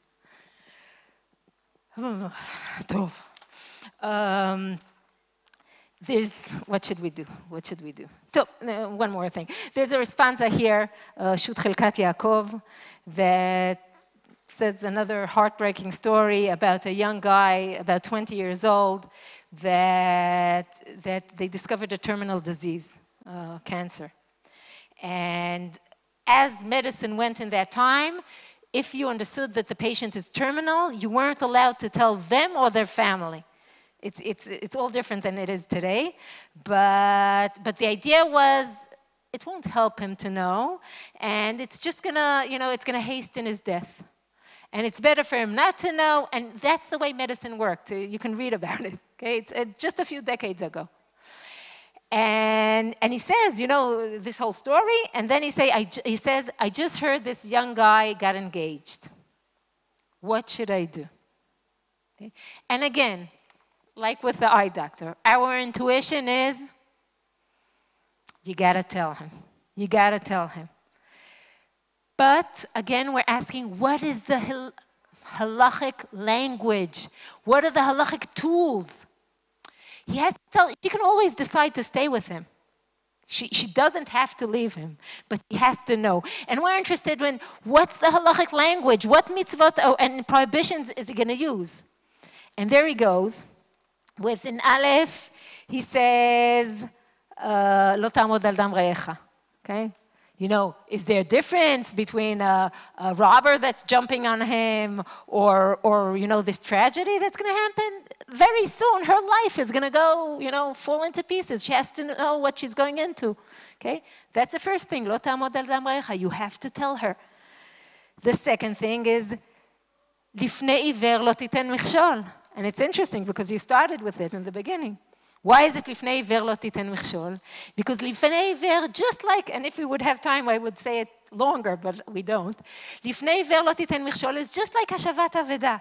You start out with this picture of a blind person walking, and there's a stumbling stone there, you know, something standing in his way. But as you learn the mitzvah and its details, you understand that lifnei iver is iver badavar, and it includes giving bad advice, and it includes anything where you, and it's very similar to Hashavat Aveda here, can prevent something bad from happening, okay? And you're involved, you're not allowed to have anything to do with causing somebody else damage. And, okay, so that's lifnei iver, that's bet, okay? And he also says that it might be a Hashavat Aveda, etc. Okay, so let's take 2 last minutes and sum this up. Okay, we have lo ta'amod al dam re'echa. You can't be passive. You can't be idle. You can't stand idly.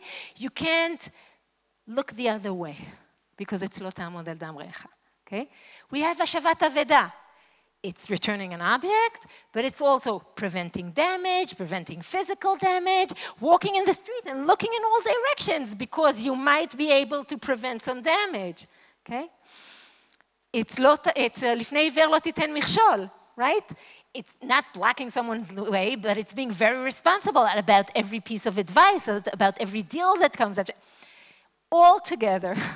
Besides the fact that we take, you know, mitzvot that we feel like we know all about them, and we learn that really they're much bigger and greater than that, there's also another bottom line that says, how did you say, the blindfolds, the blinkers, whatever, yeah?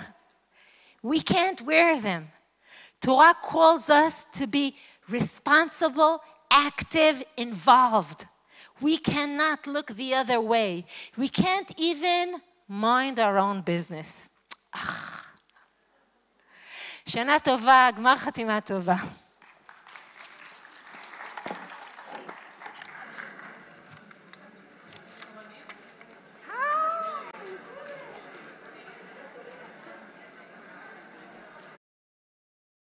Hey, you know the OU symbol? You know, from chocolates on Coca-Cola and so many other products? But what actually is OU Israel? We begin our journey in Yerushalayim, the holy city. Here at the OU Israel Center is where it all happens. The OU Israel Center really provides a community center for English speakers from all over the world. So throughout the year we have an incredible activity from early in the morning to late at night. The Le'ila Women's Initiative is a program designed for women to be able to find spirituality, to take time to learn Torah, to become closer to Hashem. Smichas Chava program is the fastest growing practical halacha chabura in the entire world. We started a year ago in 2 locations. We're now in close to 30 locations. A program that is created for working balabatim. They're coming home every single week with questions and answers that they can engage their family, all the practical halachas that they need to know to be a yid in their house. There is no Shabbat without Torah tidbits, Torah wisdom, halacha, and the weekly Torah portion, all in one weekly journal from OU Israel. NCSY Israel, the youth movement known to every Jewish youngster in North America, right here in Israel. It helps me come closer to lots of kids in Israel. I found so many great friends and I've made amazing friendships that will last a lifetime. A home for teenage Olim, to not feel like Olim, to feel like Israelim. Summer, Golan Heights, 2.5 weeks of unforgettable experiences. Camp Dror.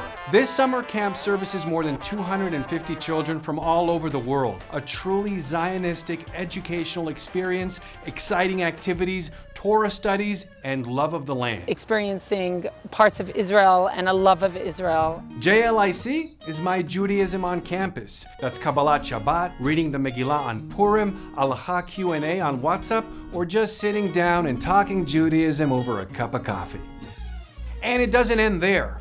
Our next stop, the Judean Desert. This is the Taglit Israel Free Spirit Project that provides a unique Israeli experience to thousands of youth from all over the world, allowing them to connect to their roots and love of the land in the most interesting way. Yachad Israel's purpose is to give an answer to the needs of the disabled and secure their integration into all aspects of life. זה המקום שלי יחד. כל פעילות שלי יחד, אני מודה להם. Home is where the heart is. These words ring true to hundreds of kids that have found a place in Makom Balev, a warm home and an attentive ear, through a profound connection and affinity to Jewish values, trusting that our amazing kids are the leaders of today and tomorrow. מקום בלב זה כמו הבית השני שלנו, אפשר להגיד. יש שם 4 שעות, עם המדריך, כולם ביחד. הוא כמו אח שלנו. מדבר איתך על כל דבר שאתה רוצה, הוא מקשיב לך לכל דבר. למדנו מה זה לחלום. פתאום אתה מבין מה זה הארגון הגדול הזה, שאתה רואה את הקינדר בואנו ואתה רואה את היו שם, אתה מבין שהיו שם זה הרבה נשמות. Today's youth who are in the midst of growing up find themselves having to deal with many personal difficulties, family and social issues, where a large portion of them is missing a guiding figure who they can connect with and seek their help when needed. ברגע שאתה משדר לילד, שאתה מאמין בו, אוהב אותו, הוא עף. פה בשכונות הסתובבנו בלילות לחפש בני נוער. זה יכולת ליצור תהליך אמיתי וגם לראות את התוצאות. בזכות המקום הזה סיימתי 12 שנות לימוד. אנחנו נותנים לנוער את הלב, את הנשמה, את היכולת לחלום. There aren't many places that take in kids without preconditions, as is. A place that provides warmth and shelter, music that creates a powerful connection, friends that become family, home. That's how it is at the Zula. הזולה זה מלצשת יהלומים. אם מסתכלים בעומק, מעבר לנקודות הייאוש, רואים שיש פה נשמה תורה שרוצה רצונות. The Zula is a place that's loving and caring, no matter who you are, where you come from, or where you're going. It's always going to be my home, because this is the place that the first time I actually felt accepted. העולם צמא לאנשים שמאירים באור הזרקורים את הטוב שבהם, את היופי שבהם. Our future are those that are 14 and 17 and 19 now. And if we invest and we build them up to what they could be today, then we will have the most incredible future ever. Our goal is to inspire them, to light the fire inside them and make them the best people they possibly can be. V'shav Hashem et shvutcha.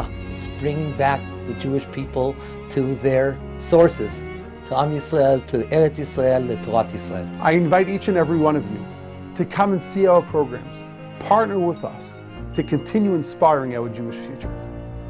OU Israel, Judaism, Zionism, responsibility.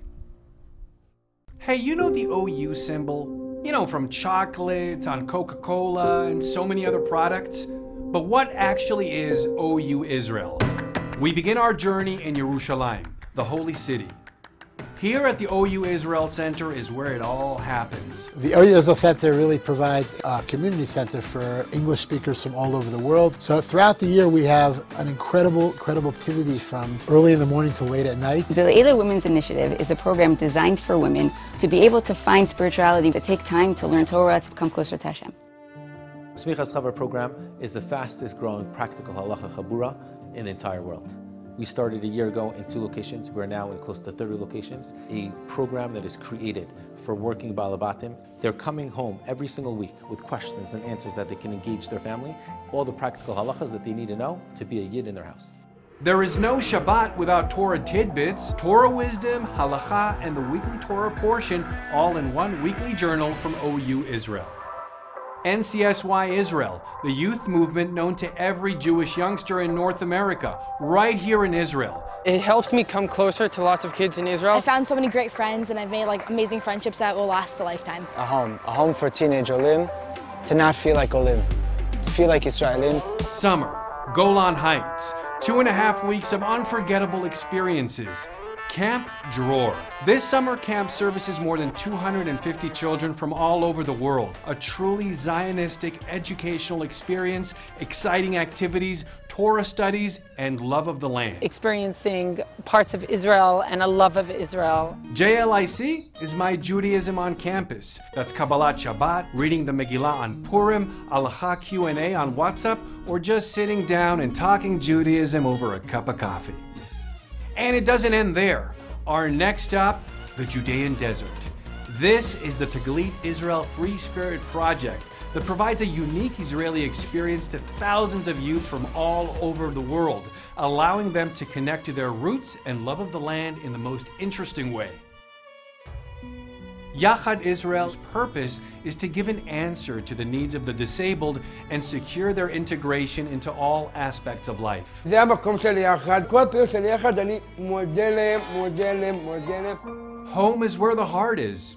These words ring true to hundreds of kids that have found a place in Makom Balev, a warm home and an attentive ear, through a profound connection and affinity to Jewish values, trusting that our amazing kids are the leaders of today and tomorrow. מקום בלב זה כמו הבית השני שלנו, אפשר להגיד. יושבים שם 4 שעות, עם המדריך, כולם ביחד. הוא כמו אח שלנו. מדבר איתך על כל דבר שאתה רוצה, הוא מקשיב לך לכל דבר. למדנו מה זה לחלום. פתאום אתה מבין מה זה הארגון הגדול הזה, שאתה רואה את הקינדר בואנו ואתה רואה את היו שם, אתה מבין שהיו שם זה הרבה נשמות. Today's youth who are in the midst of growing up find themselves having to deal with many personal difficulties, family and social issues, where a large portion of them is missing a guiding figure who they can connect with and seek their help when needed. ברגע שאתה משדר לילד, שאתה מאמין בו, אוהב אותו, הוא עף. פה בשכונות הסתובבנו בלילות לחפש בני נוער. זה יכולת ליצור תהליך אמיתי וגם לראות את התוצאות. בזכות המקום הזה סיימתי 12 שנות לימוד. אנחנו נותנים לנוער את הלב, את הנשמה, את היכולת לחלום. There aren't many places that take in kids without preconditions, as is. A place that provides warmth and shelter, music that creates a powerful connection, friends that become family, home. That's how it is at the Zula. הזולה זה מלצשת יהלומים. אם מסתכלים בעומק, מעבר לנקודות הייאוש, רואים שיש פה נשמה תורה שרוצה רצונות. The Zula is a place that's loving and caring, no matter who you are, where you come from, or where you're going. It's always going to be my home, because this is the place that the first time I actually felt accepted. העולם צמא לאנשים שמאירים באור הזרקורים את הטוב שבהם, את היופי שבהם. Our future are those that are 14 and 17 and 19 now. And if we invest and we build them up to what they could be today, then we will have the most incredible future ever. Our goal is to inspire them, to light the fire inside them and make them the best people they possibly could be. V'shav Hashem et shvulcha. Let's bring back the Jewish people to their sources, to Am Yisrael, to Eretz Yisrael, to Torah Yisrael. I invite each and every one of you to come and see our programs, partner with us to continue inspiring our Jewish future. OU Israel, Judaism, Zionism, responsibility. Hey, you know the OU symbol? You know, from chocolates on Coca-Cola and so many other products? But what actually is OU Israel? We begin our journey in Yerushalayim, the holy city. Here at the OU Israel Center is where it all happens. The OU Israel Center really provides a community center for English speakers from all over the world. So throughout the year we have an incredible activity from early in the morning to late at night. The Leila Women's Initiative is a program designed for women to be able to find spirituality, to take time to learn Torah, to become closer to Hashem. Smichas Chava program is the fastest growing practical halacha chabura in the entire world. We started a year ago in 2 locations. We're now in close to 30 locations. A program that is created for working balabatim. They're coming home every single week with questions and answers that they can engage their family, all the practical halachas that they need to know to be a yid in their house. There is no Shabbat without Torah tidbits, Torah wisdom, halacha, and the weekly Torah portion, all in one weekly journal from OU Israel. NCSY Israel, the youth movement known to every Jewish youngster in North America, right here in Israel. It helps me come closer to lots of kids in Israel. I found so many great friends and I've made amazing friendships that will last a lifetime. A home for teenage Olim, to not feel like Olim, to feel like Israelim. Summer, Golan Heights, 2.5 weeks of unforgettable experiences. Camp Dror. This summer camp services more than 250 children from all over the world. A truly Zionistic educational experience, exciting activities, Torah studies, and love of the land. Experiencing parts of Israel and a love of Israel. JLIC is My Judaism on Campus. That's Kabbalat Shabbat, reading the Megillah on Purim, Halacha Q&A on WhatsApp, or just sitting down and talking Judaism over a cup of coffee. And it doesn't end there. Our next stop, the Judean Desert. This is the Taglit Israel Free Spirit Project that provides a unique Israeli experience to thousands of youth from all over the world, allowing them to connect to their roots and love of the land in the most interesting way. Yachad Israel's purpose is to give an answer to the needs of the disabled and secure their integration into all aspects of life. זה המקום של יחד. כל פעילות של יחד אני מודה להם. Home is where the heart is. These words ring true to hundreds of kids that have found a place in Makom Balev, a warm home and an attentive ear, through a profound connection and affinity to Jewish values, trusting that our amazing kids are the leaders of today and tomorrow. מקום בלב זה כמו הבית השני שלנו, אפשר להגיד. יושבים שם 4 שעות, עם המדריך, כולם ביחד. הוא כמו אח שלנו. מדבר איתך על כל דבר שאתה רוצה, הוא מקשיב לך לכל דבר. למדנו מה זה לחלום. פתאום אתה מבין מה זה הארגון הגדול הזה, שאתה רואה את הקינדר בואנו ואתה רואה את היו שם, אתה מבין שהיו שם זה הרבה נשמות. Today's youth who are in the midst of growing up find themselves having to deal with many personal difficulties, family and social issues, where a large portion of them is missing a guiding figure who they can connect with and seek their help when needed. ברגע שאתה משדר לילד, שאתה מאמין בו, אוהב אותו, הוא עף. פה בשכונות הסתובבנו בלילות לחפש בני נוער. זה יכולת ליצור תהליך אמיתי וגם לראות את התוצאות. בזכות המקום הזה סיימתי 12 שנות לימוד. אנחנו נותנים לנוער את הלב, את הנשמה, את היכולת לחלום. There aren't many places that take in kids without preconditions, as is. A place that provides warmth and shelter, music that creates a powerful connection, friends that become family, home. That's how it is at the Zula. הזולה זה מלצשת יהלומים. אם מסתכלים בעומק, מעבר לנקודות הייאוש, רואים שיש פה נשמה תורה שרוצה רצונות. The Zula is a place that's loving and caring, no matter who you are, where you come from, or where you're going. It's always going to be my home, because this is the place that the first time I actually felt accepted. העולם צמא לאנשים שמאירים באור הזרקורים את הטוב שבהם, את היופי שבהם. Our future are those that are 14 and 17 and 19 now. And if we invest and we build them up to what they could be today, then we will have the most incredible future ever. Our goal is to inspire them, to light the fire inside them and make them the best people they possibly could be. V'shav Hashem et shvulcha. It's bringing back the Jewish people to their sources, to Am Yisrael, to Eretz Yisrael, to Torah Yisrael. I invite each and every one of you to come and see our programs, partner with us to continue inspiring our Jewish future. OU Israel, Judaism, Zionism, responsibility. Hey, you know the OU symbol? You know, from chocolates on Coca-Cola and so many other products? But what actually is OU Israel? We begin our journey in Yerushalayim, the holy city. Here at the OU Israel Center is where it all happens. The OU Israel Center really provides a community center for English speakers from all over the world. So throughout the year we have an incredible activity from early in the morning to late at night. The Leila Women's Initiative is a program designed for women to be able to find spirituality, to take time to learn Torah, to become closer to Hashem. Smichas Chava program is the fastest growing practical halacha chabura in the entire world. We started a year ago in 2 locations. We're now in close to 30 locations. A program that is created for working balabatim. They're coming home every single week with questions and answers that they can engage their family, all the practical halachas that they need to know to be a yid in their house. There is no Shabbat without Torah tidbits, Torah wisdom, halacha, and the weekly Torah portion, all in one weekly journal from OU Israel.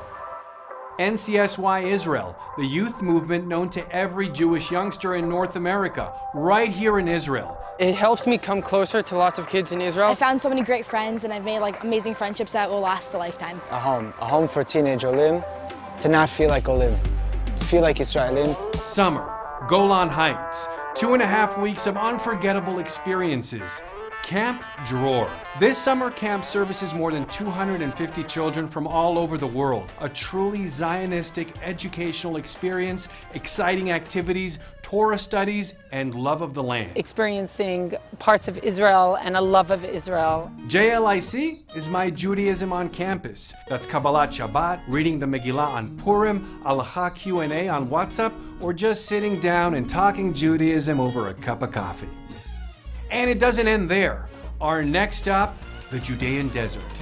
This is the Taglit Israel Free Spirit Project that provides a unique Israeli experience to thousands of youth from all over the world, allowing them to connect to their roots and love of the land in the most interesting way. Yachad Israel's purpose is to give an answer to the needs of the disabled and secure their integration into all aspects of life. זה המקום של יחד. כל הפעילות של יחד אני מודה להם. Home is where the heart is. These words ring true to hundreds of kids that have found a place in Makom Balev, a warm home and an attentive ear, through a profound connection and affinity to Jewish values, trusting that our amazing kids are the leaders of today and tomorrow. מקום בלב זה כמו הבית השני שלנו, אפשר להגיד. יושבים שם 4 שעות, עם המדריך, כולם ביחד. הוא כמו אח שלנו. מדבר איתך על כל דבר שאתה רוצה, הוא מקשיב לך לכל דבר.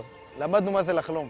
פתאום אתה מבין מה זה הארגון הגדול הזה, שאתה רואה את הקינדר בואנו ואתה רואה את היו שם, אתה מבין שהיו שם זה הרבה נשמות. Today's youth who are in the midst of growing up find themselves having to deal with many personal difficulties, family and social issues, where a large portion of them is missing a guiding figure who they can connect with and seek their help when needed. ברגע שאתה משדר לילד, שאתה מאמין בו, אוהב אותו, הוא עף. פה בשכונות הסתובבנו בלילות לחפש בני נוער. זה יכולת ליצור תהליך אמיתי וגם לראות את התוצאות. בזכות המקום הזה סיימתי 12 שנות לימוד. אנחנו נותנים לנוער את הלב, את הנשמה, את היכולת לחלום. There aren't many places that take in kids without preconditions, as is. A place that provides warmth and shelter, music that creates a powerful connection, friends that become family, home. That's how it is at the Zula. הזולה זה מלצשת יהלומים. אם מסתכלים בעומק, מעבר לנקודות הייאוש, רואים שיש פה נשמה תורה שרוצה רצונות. The Zula is a place that's loving and caring, no matter who you are, where you come from, or where you're going. It's always going to be my home, because this is the place that the first time I actually felt accepted. העולם צמא לאנשים שמאירים באור הזרקורים את הטוב שבהם, את היופי שבהם. Our future are those that are 14 and 17 and 19 now. And if we invest and we build them up to what they could be today, then we will have the most incredible future ever. Our goal is to inspire them, to light the fire inside them and make them the best people they possibly could be. V'shav Hashem et shvulcha. Let's bring back the Jewish people to their sources, to Am Yisrael, to Eretz Yisrael, to Torah Yisrael. I invite each and every one of you to come and see our programs, partner with us to continue inspiring our Jewish future. OU Israel, Judaism, Zionism, responsibility.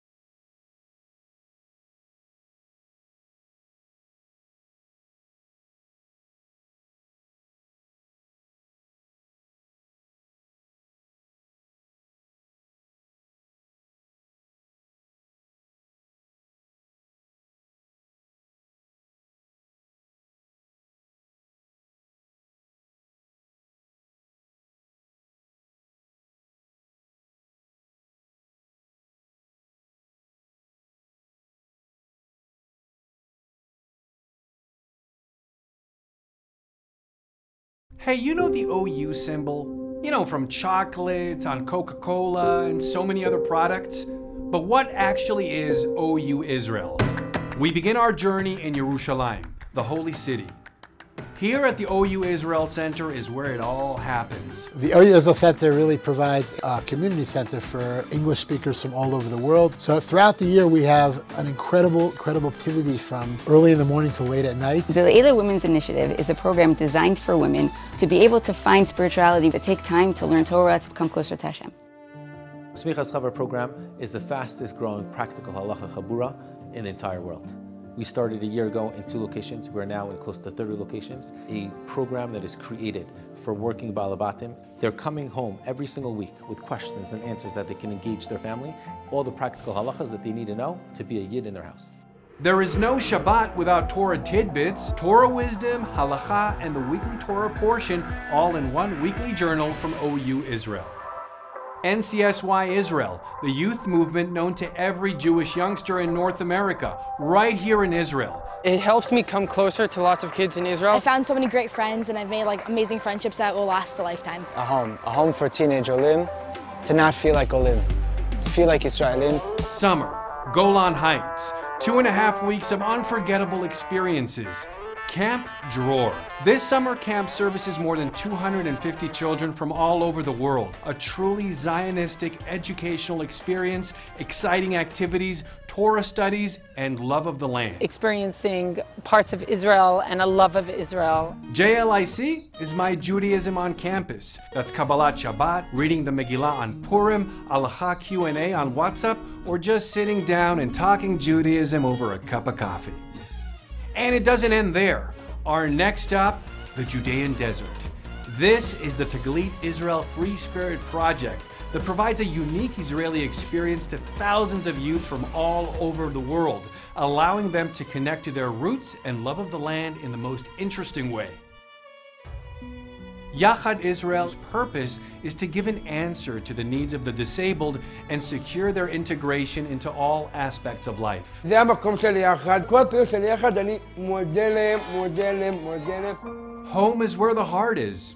These words ring true to hundreds of kids that have found a place in Makom Balev, a warm home and an attentive ear, through a profound connection and affinity to Jewish values, trusting that our amazing kids are the leaders of today and tomorrow. מקום בלב זה כמו הבית השני שלנו, אפשר להגיד. יש שם 4 שעות, עם המדריך, כולם ביחד. הוא כמו אח שלנו. מדבר איתך על כל דבר שאתה רוצה, הוא מקשיב לך לכל דבר. למדנו מה זה לחלום. פתאום אתה מבין מה זה הארגון הגדול הזה, שאתה רואה את הקינדר בואנו ואתה רואה את היו שם, אתה מבין שהיו שם זה הרבה נשמות. Today's youth who are in the midst of growing up find themselves having to deal with many personal difficulties, family and social issues, where a large portion of them is missing a guiding figure who they can connect with and seek their help when needed. ברגע שאתה משדר לילד, שאתה מאמין בו, אוהב אותו, הוא עף. פה בשכונות הסתובבנו בלילות לחפש בני נוער. זה יכולת ליצור תהליך אמיתי וגם לראות את התוצאות. בזכות המקום הזה סיימתי 12 שנות לימוד. אנחנו נותנים לנוער את הלב, את הנשמה, את היכולת לחלום. There aren't many places that take in kids without preconditions, as is. A place that provides warmth and shelter, music that creates a powerful connection, friends that become family, home. That's how it is at the Zula. הזולה זה מלצשת יהלומים. אם מסתכלים בעומק, מעבר לנקודות הייאוש, רואים שיש פה נשמה תורה שרוצה רצונות. The Zula is a place that's loving and caring, no matter who you are, where you come from, or where you're going. It's always going to be my home because this is the place that the first time I actually felt accepted. העולם צמא לאנשים שמאירים באור הזרקורים את הטוב שבהם, את היופי שבהם.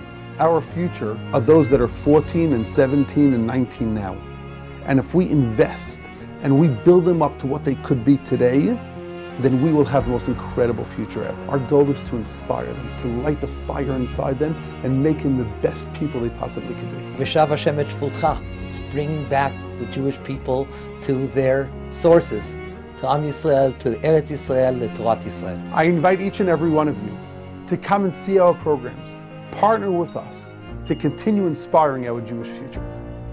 OU Israel, Judaism, Zionism, responsibility.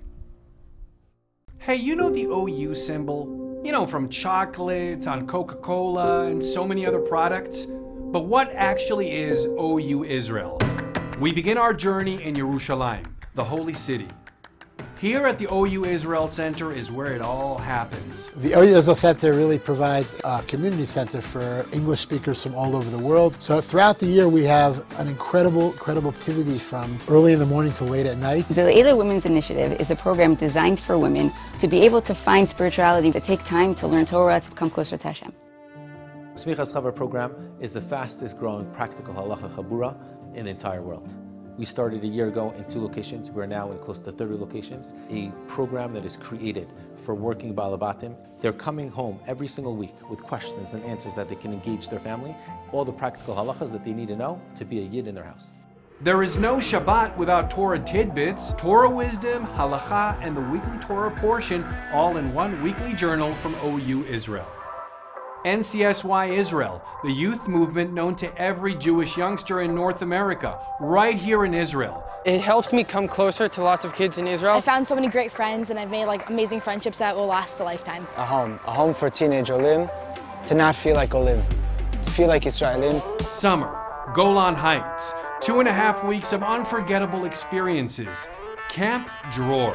This summer camp services more than 250 children from all over the world. A truly Zionistic educational experience, exciting activities, Torah studies, and love of the land. Experiencing parts of Israel and a love of Israel. JLIC is My Judaism on Campus. That's Kabbalat Shabbat, reading the Megillah on Purim, Halacha Q&A on WhatsApp, or just sitting down and talking Judaism over a cup of coffee.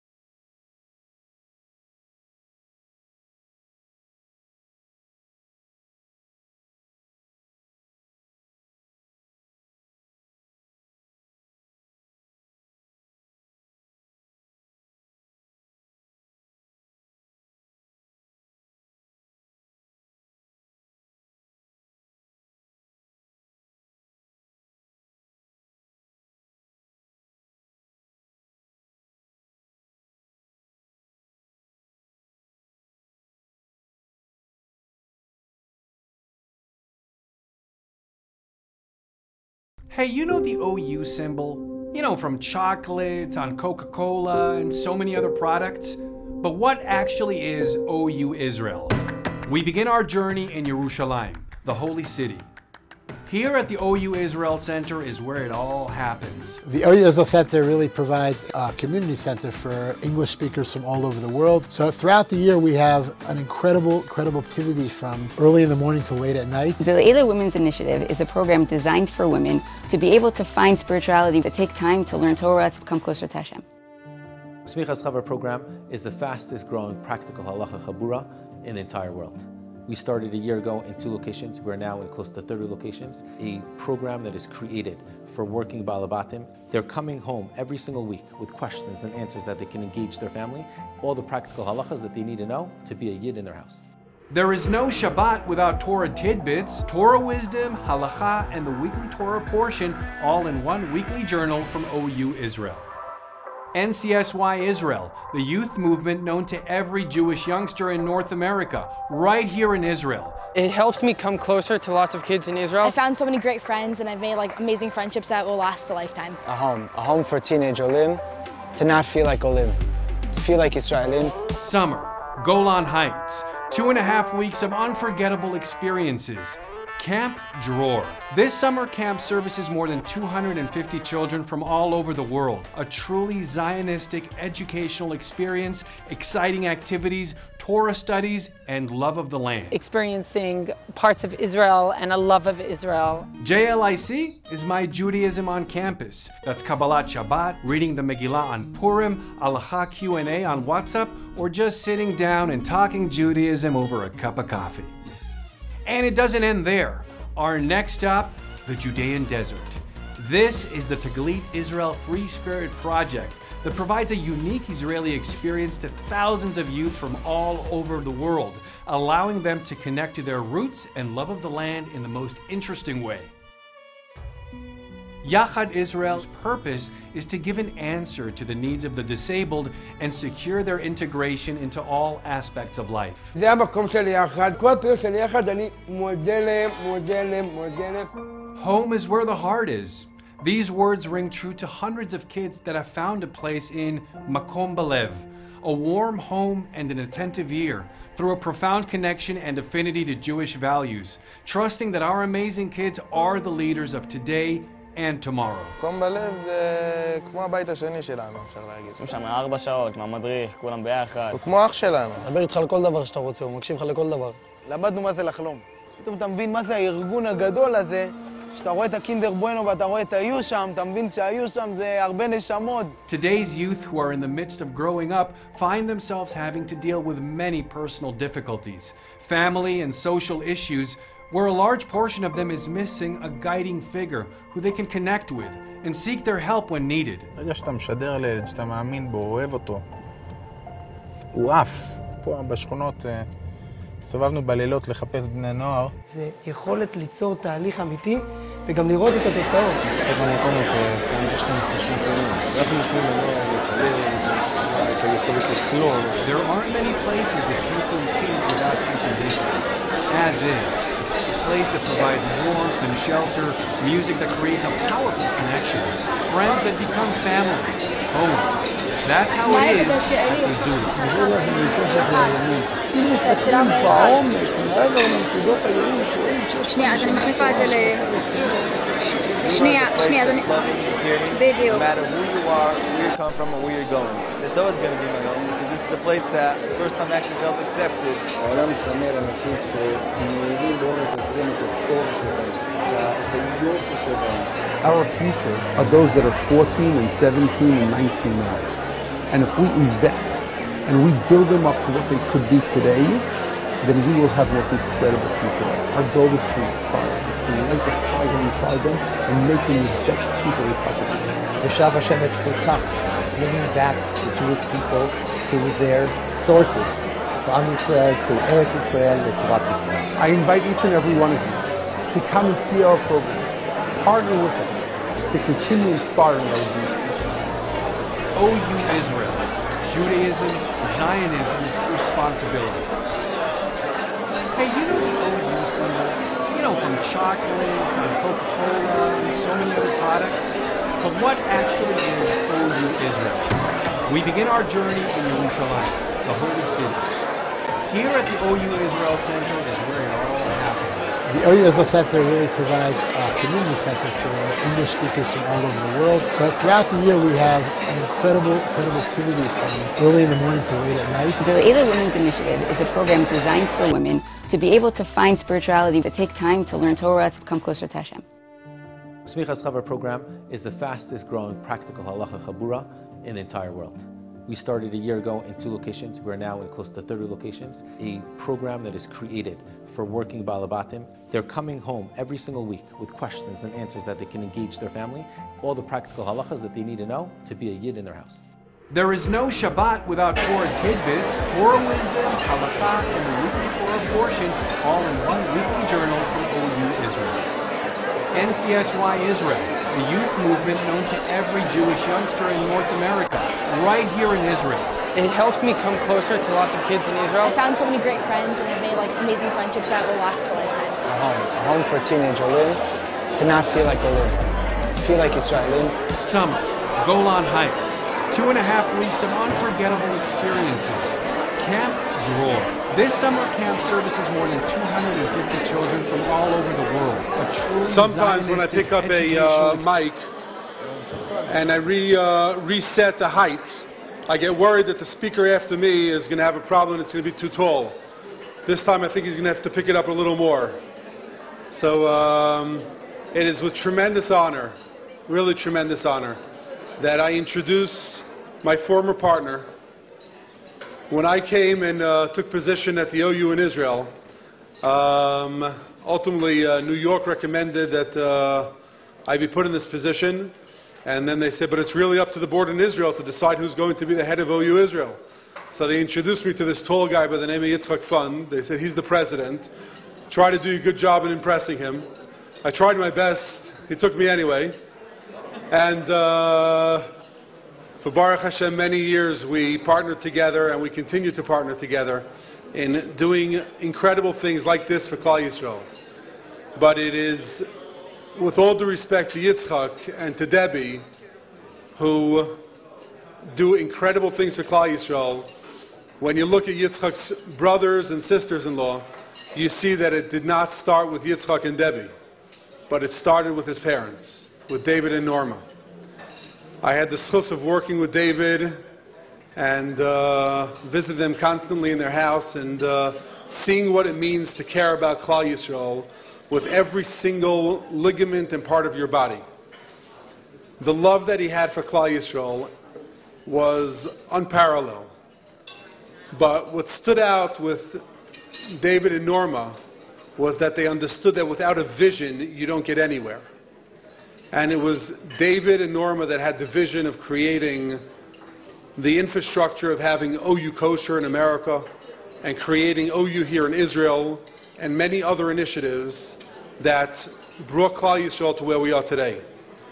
Therefore, it was a natural for us to go over to the Fund brothers and to ask them to please partner with us in creating this new legacy called Torah Yerushalayim. And when we were sitting in the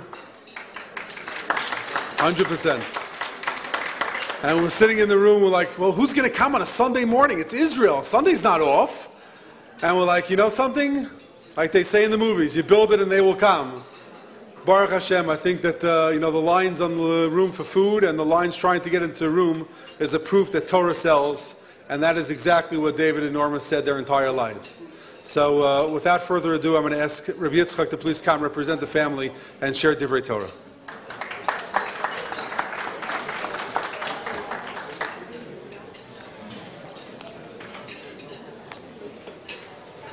Tzvi,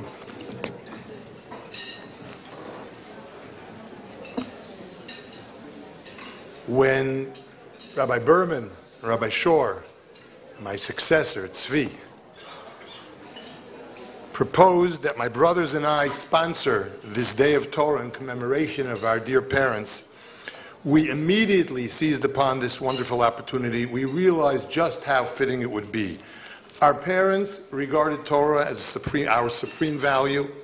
The OU was of tremendous importance to them, and they cherished Eretz Yisrael and especially Yerushalayim, where they settled almost 30 years ago.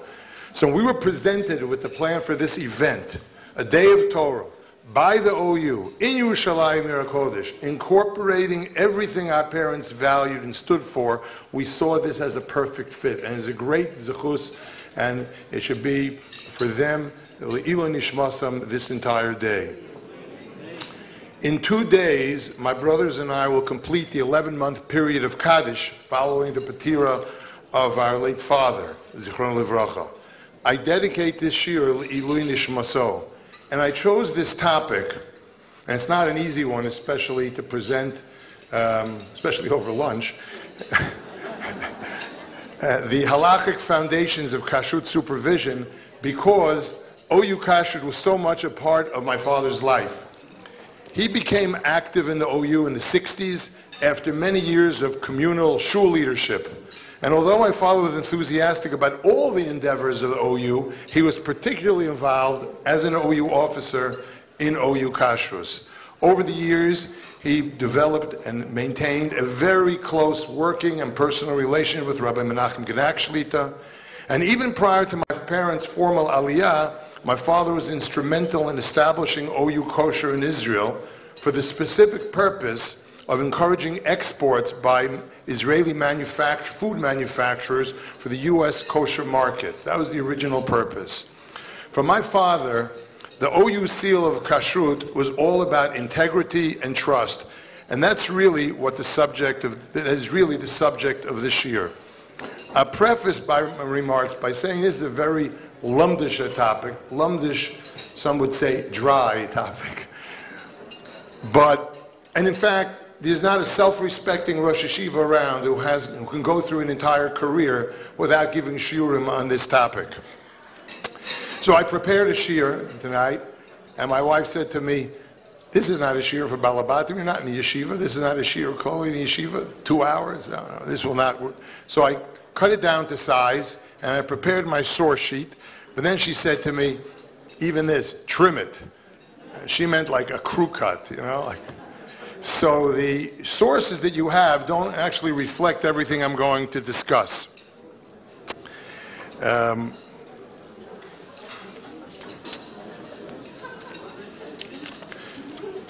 How are you all enjoying the lunch? The food is okay? Yeah? It's all right? But here's my question. Is it kosher? Yeah. How do you know? How do you know it's kosher?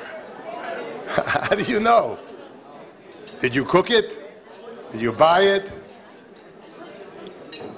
Even though some of you maybe noticed in the hotel behind the desk, at least there should be, a teuda. Yeah, there is. 2 teudot. One from Yerushalayim, and one from the OU. Legally, you can't have a badatz or any private hechsher without having the governmental hechsher. But you all saw that? You saw it? Can you rely on that? Where does it say you can rely on a little piece of paper with an OU on it? Where does it say in Shulchan Aruch? That's what we're here to talk about. As a Jew committed to the observance of the laws of kashrut, I may not ingest any food or drink without knowing that it's kasher. Kasher meaning literally fit for my consumption.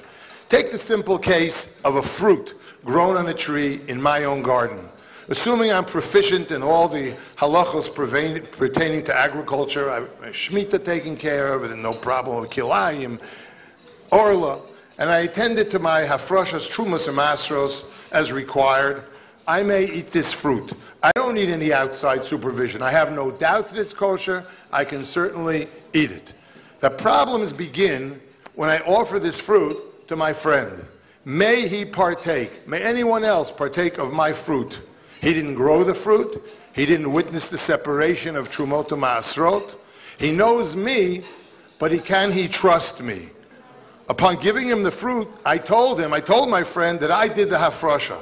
Does that suffice? Does my affirmation qualify as a form of testimony, albeit of an informal type, giving my friend the requisite knowledge for him to eat this food?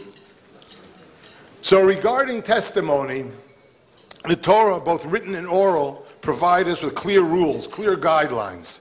Now if you look in source number 1, Al pi shnayim eidim or shlosha eidim yumat hamet lo yumat al pi eid echad. A person should be put to death only on the testimony of 2 or more witnesses. Must not be put to death on the testimony of a single witness. We're not talking about being put to death here, I hope. A single witness, and the other, also in the very mutet, a single witness may not validate against the person any guilt or blame for any offense that may be committed.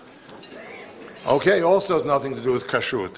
The Sifri extends this 2-witness rule to monetary matters, dinei mamonot. And by way of gezerah shava, the rule is extended to davar shebe'erva, which we would loosely translate as matters of personal status. Does the 2-witness rule apply to kashrut? Do I need 2 kosher witnesses to establish the kashrut of food? Chazal tell us that in matters of isur v'heter, call them ritual prohibitions, with some restrictions and some exceptions that are beyond the scope of this year, the 2-witness rule does not apply. Instead, we have a rule, Eid echad ne'eman b'yisurin. Remember, that is the operative rule of kashrut supervision. One witness suffices, and that witness need not be a person who qualifies as a witness for other matters, such as mamonot. Also, the edut need not be formal.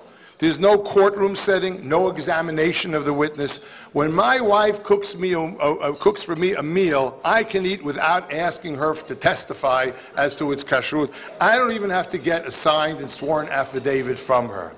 I can eat without asking for that. So as we'll see later, the term Eid in Eid Echad Ne'eman Bisurin is used loosely. We'll need to look into the nature of this affirmation. If it's not real testimony, what is it? What is clear is that Eid Echad B'Yisurin is presumed to be reliable. It's a presumption of trust. I can trust a Jew, male or female, in matters of Yisur v'Heter, unless I know or have good reason to believe that this Jew should not be trusted, whether because he or she lacks requisite knowledge, B, is not personally observant, or 3, even if she's personally observant, is known to mislead others. In any of these cases, the person loses his presumption of ne'emanut and may no longer be trusted. During the Second Temple period, the Beit Din revoked the ne'emanut of an entire class of people, an entire class of Jews. The Mishnah records that during the tenure of Yochanan Kohen Gadol, who was the grandson of Matityahu Kohen Gadol of Chashmonaim fame, it was not necessary to inquire about the permissibility of demai, agricultural produce about which there was a doubt whether it was properly tithed. They like Frashat Trumot Masrot, tithed. The Gemara in Sotah quotes a Braita which provides the background story, and you have that in source 3. In the days of Yochanan Kohen HaGadol, we have it from the Rambam, the Beit Din HaGadol commissioned a survey of the practices of Hafrashat Trumot Ma'asrot among Jews in Israel. And the findings of the survey were that while the people as a whole were scrupulous in separating Truma Gedolah, but many of the Amei Haaretz, the uneducated masses, were lax in regard to the separation of Ma'asrot. And in light of this finding, the Beit Din promulgated a takana, effectively revoking the ne'emanut of Amei Haaretz for this purpose. From now on, their produce would be deemed safek, of dubious status, and what this meant is that the affirmation of an Haaretz that his produce had been properly tithed would no longer be accepted. And as Rashi explains, anyone purchasing such produce would need to be mafrish trumot and ma'asrot, even though it was likely that this had already been properly done. And this represented the first mass revocation of ne'emanut of Jews, an entire class of people. Another mass revocation took place later, also in Beit Sheni, or maybe a little after, is recorded in Masechet Avodah Zarah. The Gemara quotes a Braita there stating that Chazal enacted a Gezerah forbidding the purchase of 6 specific food items, you have this in source number 4, from Jewish merchants in Syria, unless the specific merchant qualified as a mumche, as an expert.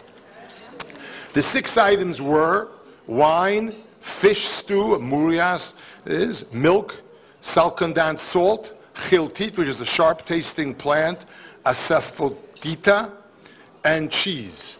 Each of these items, for various reasons, is halachically problematic and must not be purchased, according to the Gemara, from a non-Jew.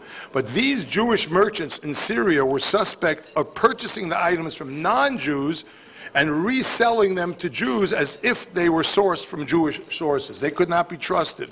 So to deal with this situation, Chazal restricted the purchase of these items in Syria. And henceforth, one was allowed to buy these items in Syria only from a mumche. Who is a mumche? Not enough to know the law, but he had to have a reputation for obeying it.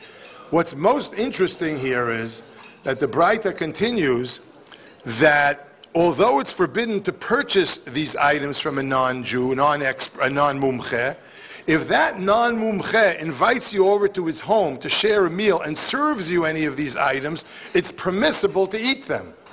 Why would that be? If I can't rely on him in his shop, how can I rely on him in his home? And Rashi explains that the Syrian Jewish merchants were selectively observant. For themselves, in their own homes, they were scrupulous about keeping the laws of kashrut.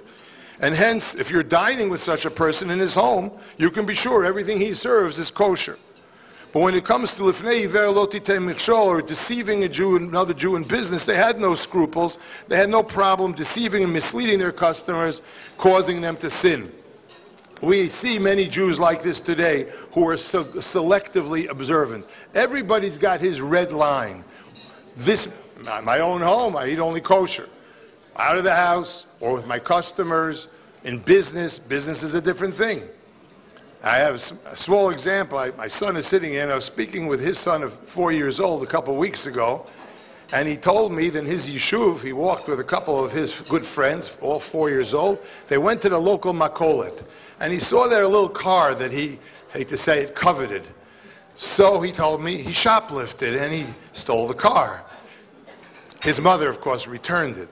But I looked at him, and my wife did too, with horror. You stole the car? You stole the car? So he looks at me and he says, but on our way to the makolet, we didn't have to cross the street. For him, that was the red line. His parents had drilled into his head, you don't cross the street by yourself. Stealing? That's a whole different story. So, he's doing tshuva. Yeah.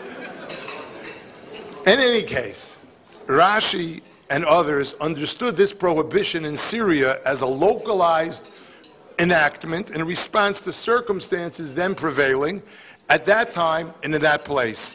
And this rule does not apply anywhere else, just in those circumstances. However, if you look at source 6, you'll see that the Rambam understood this Braita very differently.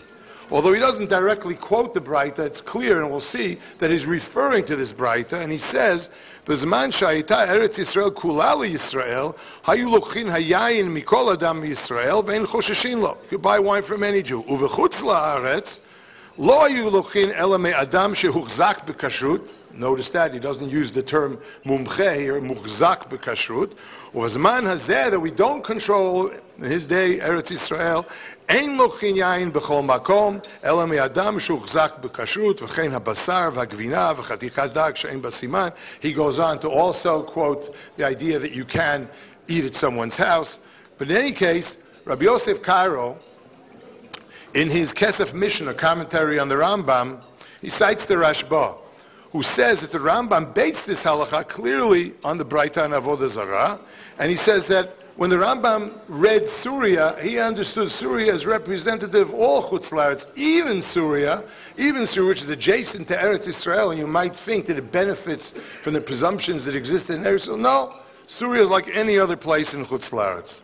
So understood this way, the way the Rambam understands this, the Braita is not informing us of a localized regulation. Rather, it applies everywhere to all problematic foods, not only the 6 listed in the Braita. None of these items may be purchased except from a qualified seller.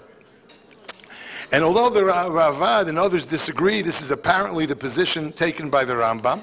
So for the Rambam, the default position is that in commercial settings, I'm not talking now about visiting someone's home. In commercial settings, the default position now is no ne'amanut. We trust no one unless that person affirmatively earns, by way of establishing a pattern of behavior of adherence to halacha, he earns a presumption of ne'amanut. Instead of trusting everyone unless he loses his ne'amanut, we're now in a position where we trust no one unless they earn that presumption. What motivated the Rambam to take this machmir position? The Aruch HaShulchan explains that the principle of Eid Echad Mem Besurin notwithstanding, merchants who are in the business of selling food are morim heter. They make allowances for themselves. This is why, for instance, Beit Din appoints inspectors over weights and measures. And the issue of kashrut is really just the same. The same holds true for matters of food. In personal settings, it's different, but when it comes to commerce, we have to worry about being moreh heter.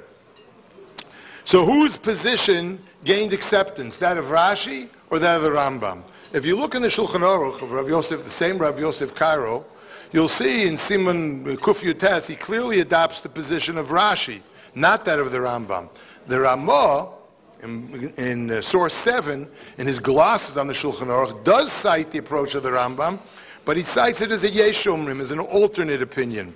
And in his Darkei Moshe on the Torah, the Ramah comments that we follow the position of Rashi here, not that of the Rambam. But in practice, within a couple of generations following the Shulchan Aruch, the position of the Rambam becomes dominant.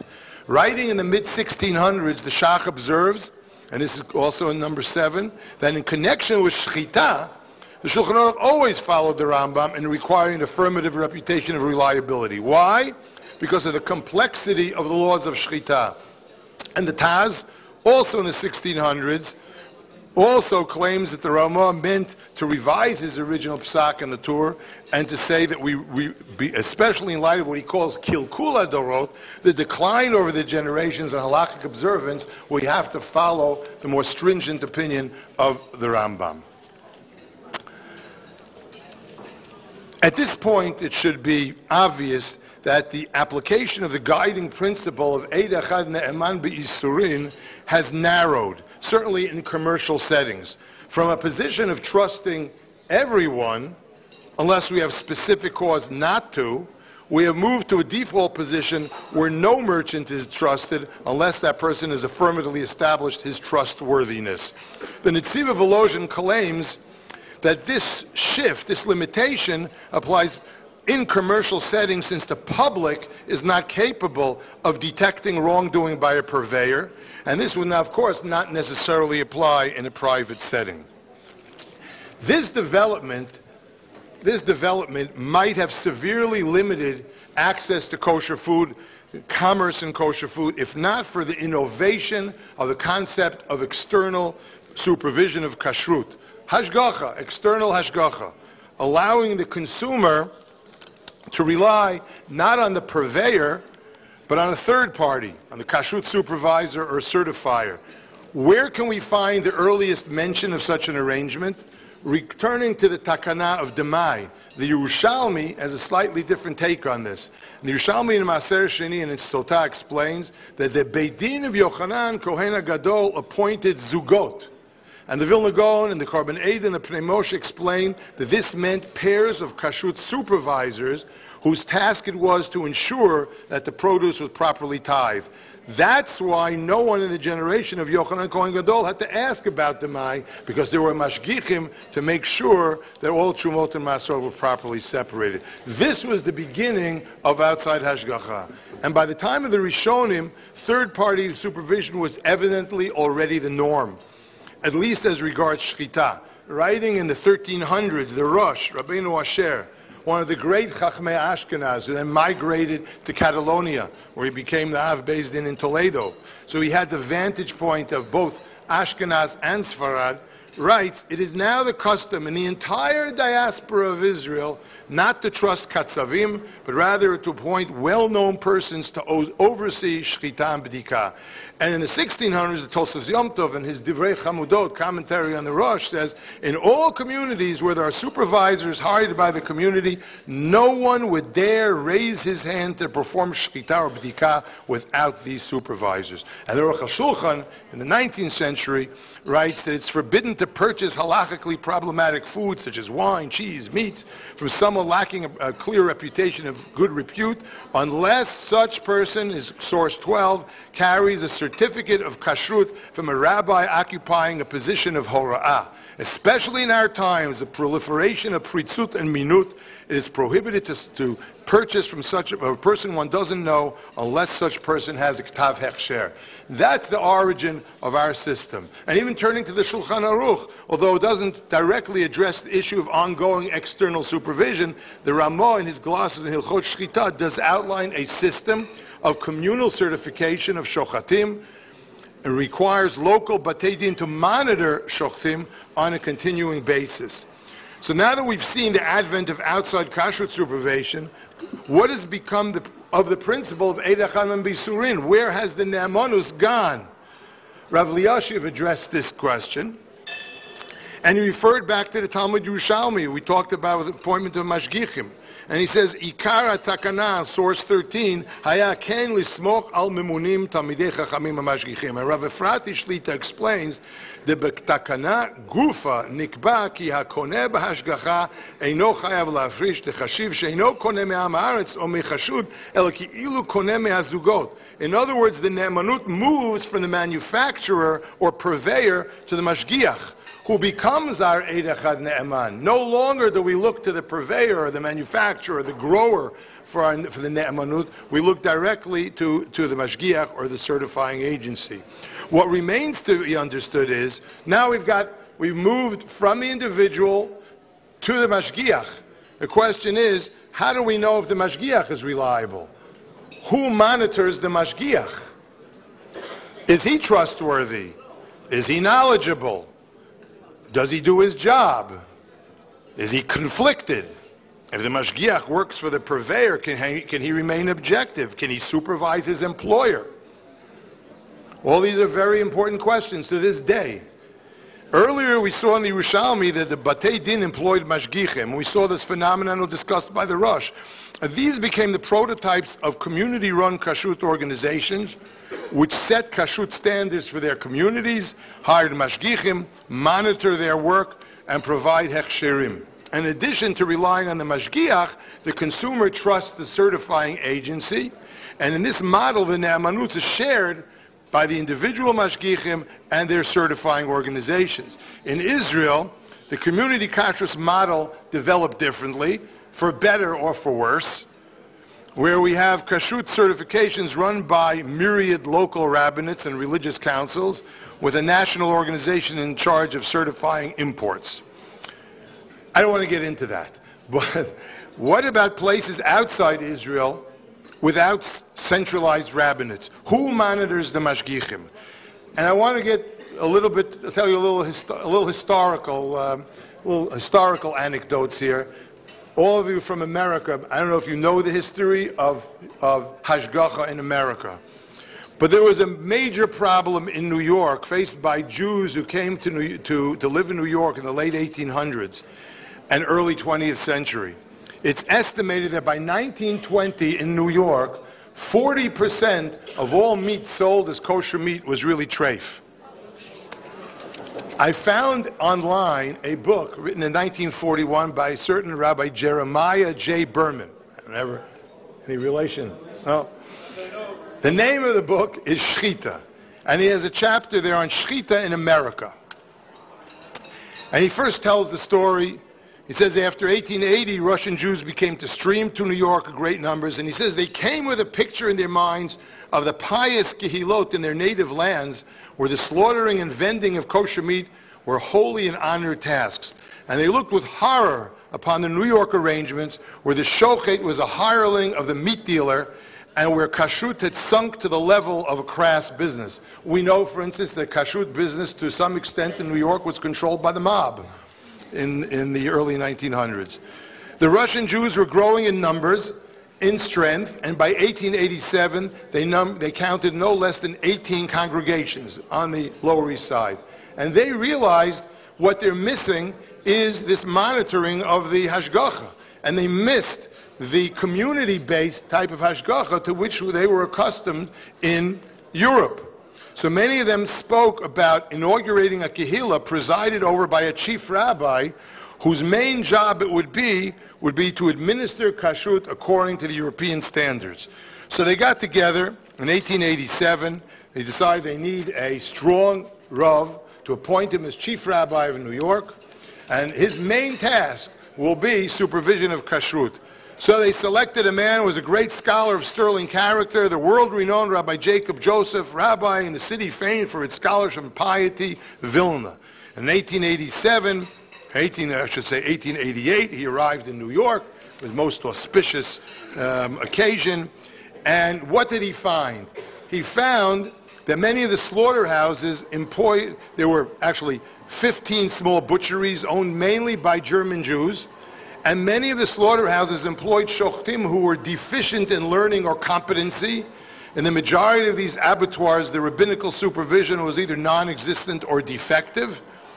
And in most, the external visual examination of the lungs was dispensed with altogether because the owners wouldn't allow the time that it would take to inspect it.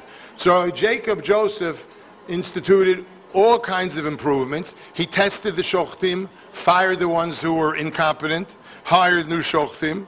He dealt with the chaotic conditions in the chicken market, and he instituted a plumber requirement.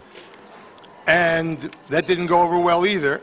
He also, the plumber, those lead seals, they attached to the leg of every chicken. And he set up governing rule for meat shops. When he came to New York, kosher meat was sold in treif butcher shops.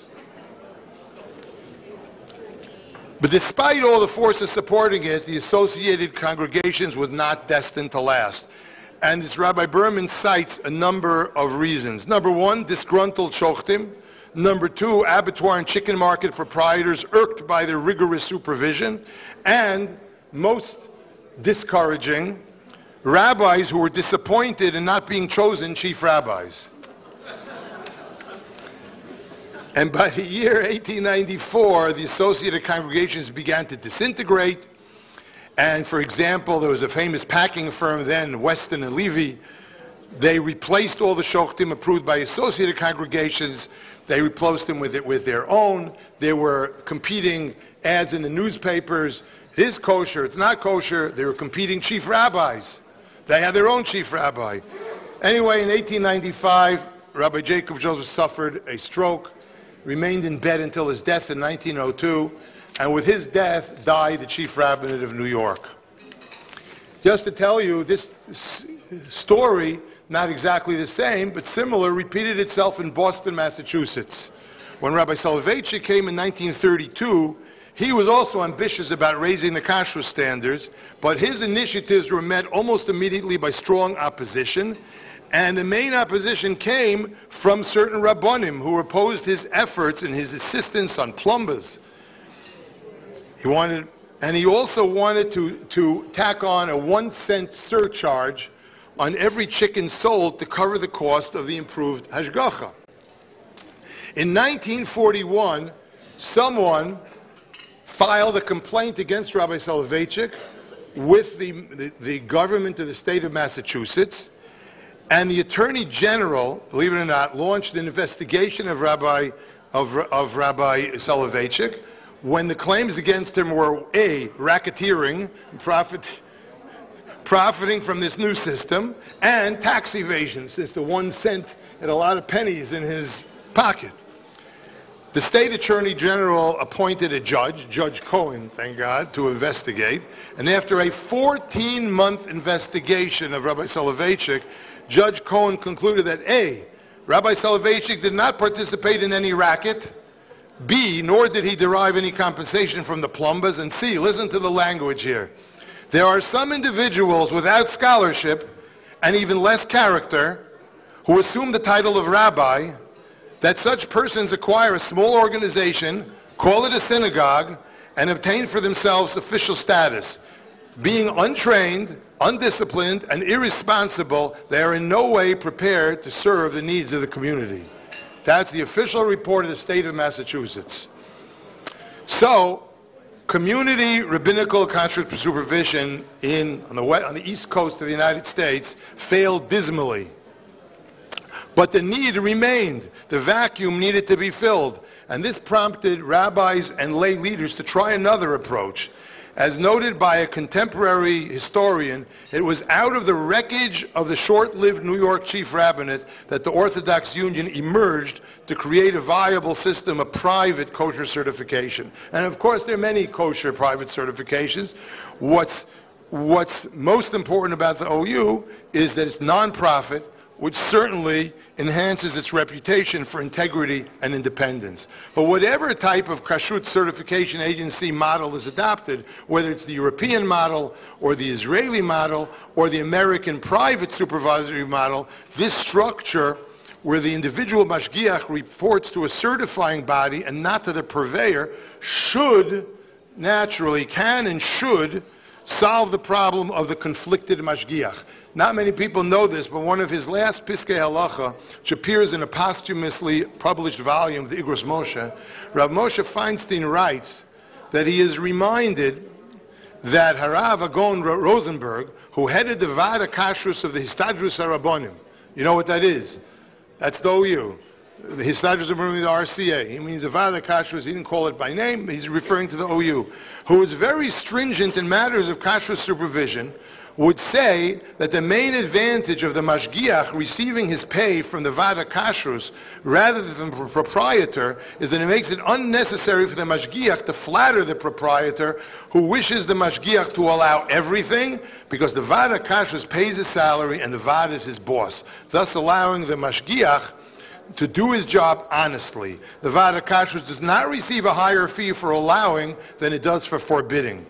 Unfortunately, many kashrus certifying entities to this day in Israel and abroad do not pay their mashgichim, but rather have their mashgichim go on the payroll of the proprietor or purveyor receiving the hashgacha. In fact, a number of years ago, the Mevaker HaMdina here in Israel conducted a review of the kashrut procedures of the rabbinate, and its report highlighted this inherent conflict of interest. And finally, just over a year ago, the Moetzat HaRabbanut HaRashit resolved to institute a new arrangement whereby mashgichim would be employed by third-party independent manpower organizations and no longer by the establishments under supervision. Unfortunately, to date, this reform has not been implemented.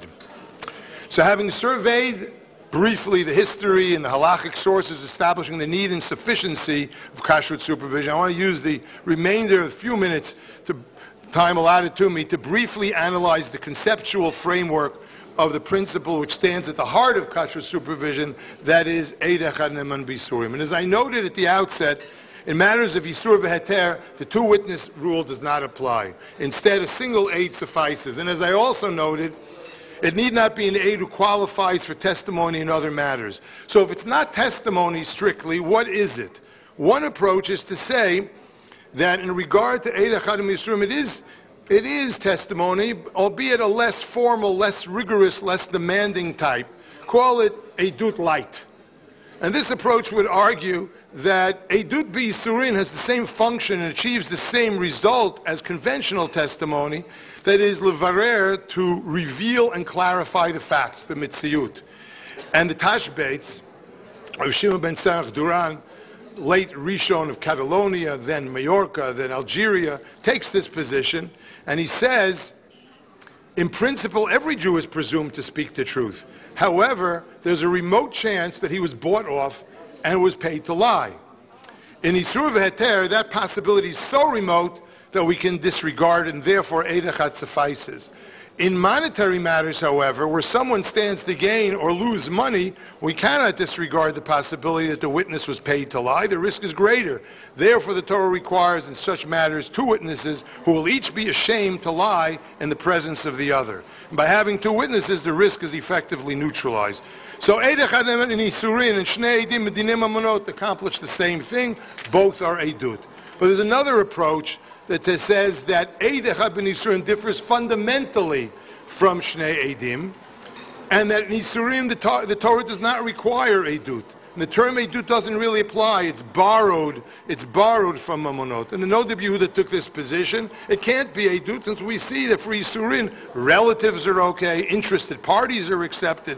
So if it's not Eidut, what is it? And I'm just going to mention here, in the interest of time, Rabbi Soloveitchik said it's clear that in matters of Yisurin, testimony is not required. Rather, ne'emanut, trustworthiness alone suffices.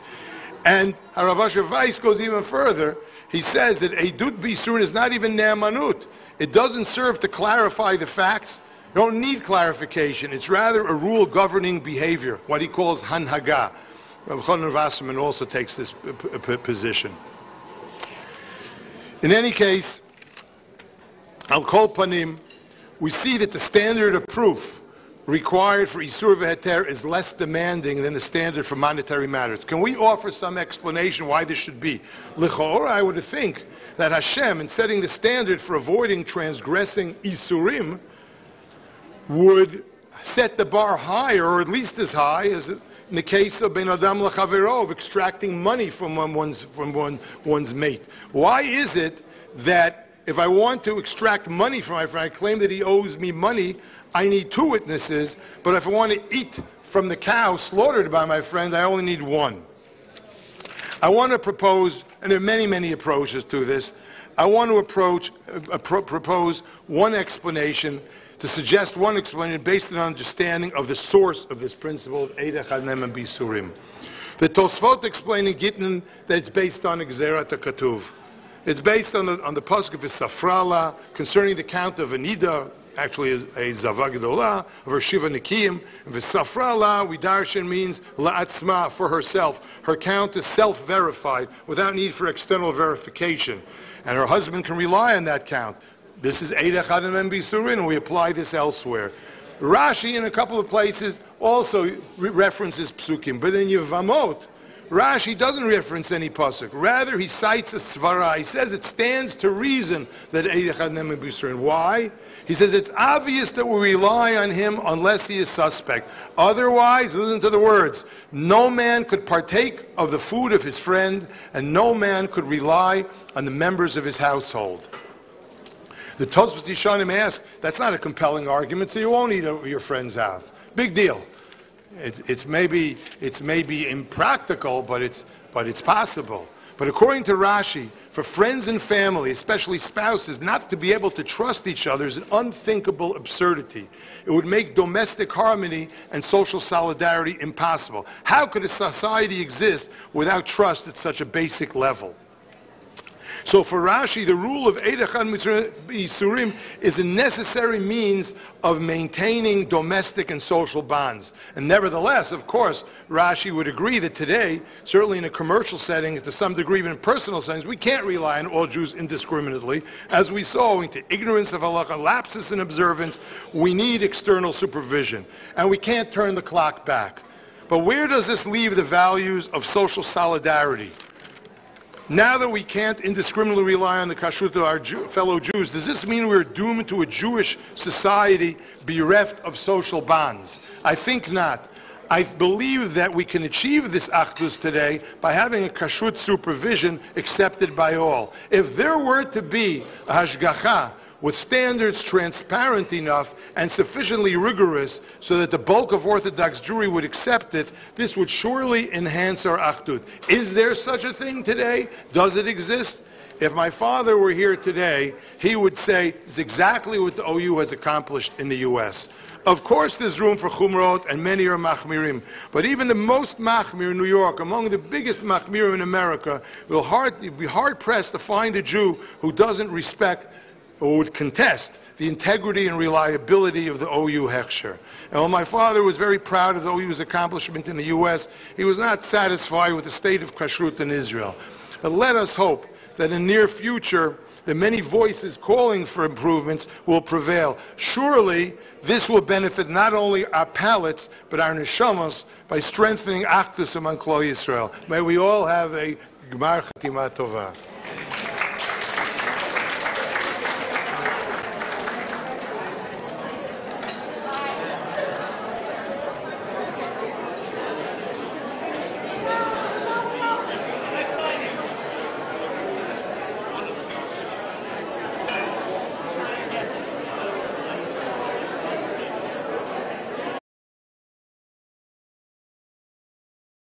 Hey, you know the OU symbol? You know, from chocolates on Coca-Cola and so many other products? But what actually is OU Israel?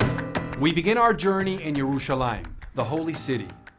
Here at the OU Israel Center is where it all happens. The OU Israel Center really provides a community center for English speakers from all over the world. So throughout the year we have an incredible activity from early in the morning to late at night. The Leila Women's Initiative is a program designed for women to be able to find spirituality, to take time to learn Torah, to become closer to Hashem. Smichas Chava program is the fastest growing practical halacha chabura in the entire world. We started a year ago in 2 locations. We're now in close to 30 locations. A program that is created for working balabatim. They're coming home every single week with questions and answers that they can engage their family, all the practical halachas that they need to know to be a yid in their house. There is no Shabbat without Torah tidbits, Torah wisdom, halacha, and the weekly Torah portion, all in one weekly journal from OU Israel. NCSY Israel, the youth movement known to every Jewish youngster in North America, right here in Israel. It helps me come closer to lots of kids in Israel. I found so many great friends and I've made like amazing friendships that will last a lifetime. A home for teenage Olim, to not feel like Olim, to feel like Israelim. Summer, Golan Heights, 2.5 weeks of unforgettable experiences.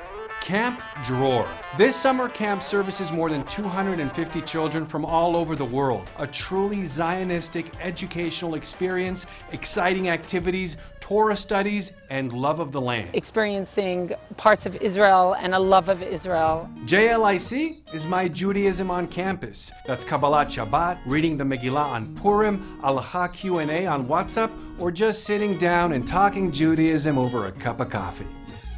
And it doesn't end there. Our next stop, the Judean Desert. This is the Taglit Israel Free Spirit Project that provides a unique Israeli experience to thousands of youth from all over the world, allowing them to connect to their roots and love of the land in the most interesting way.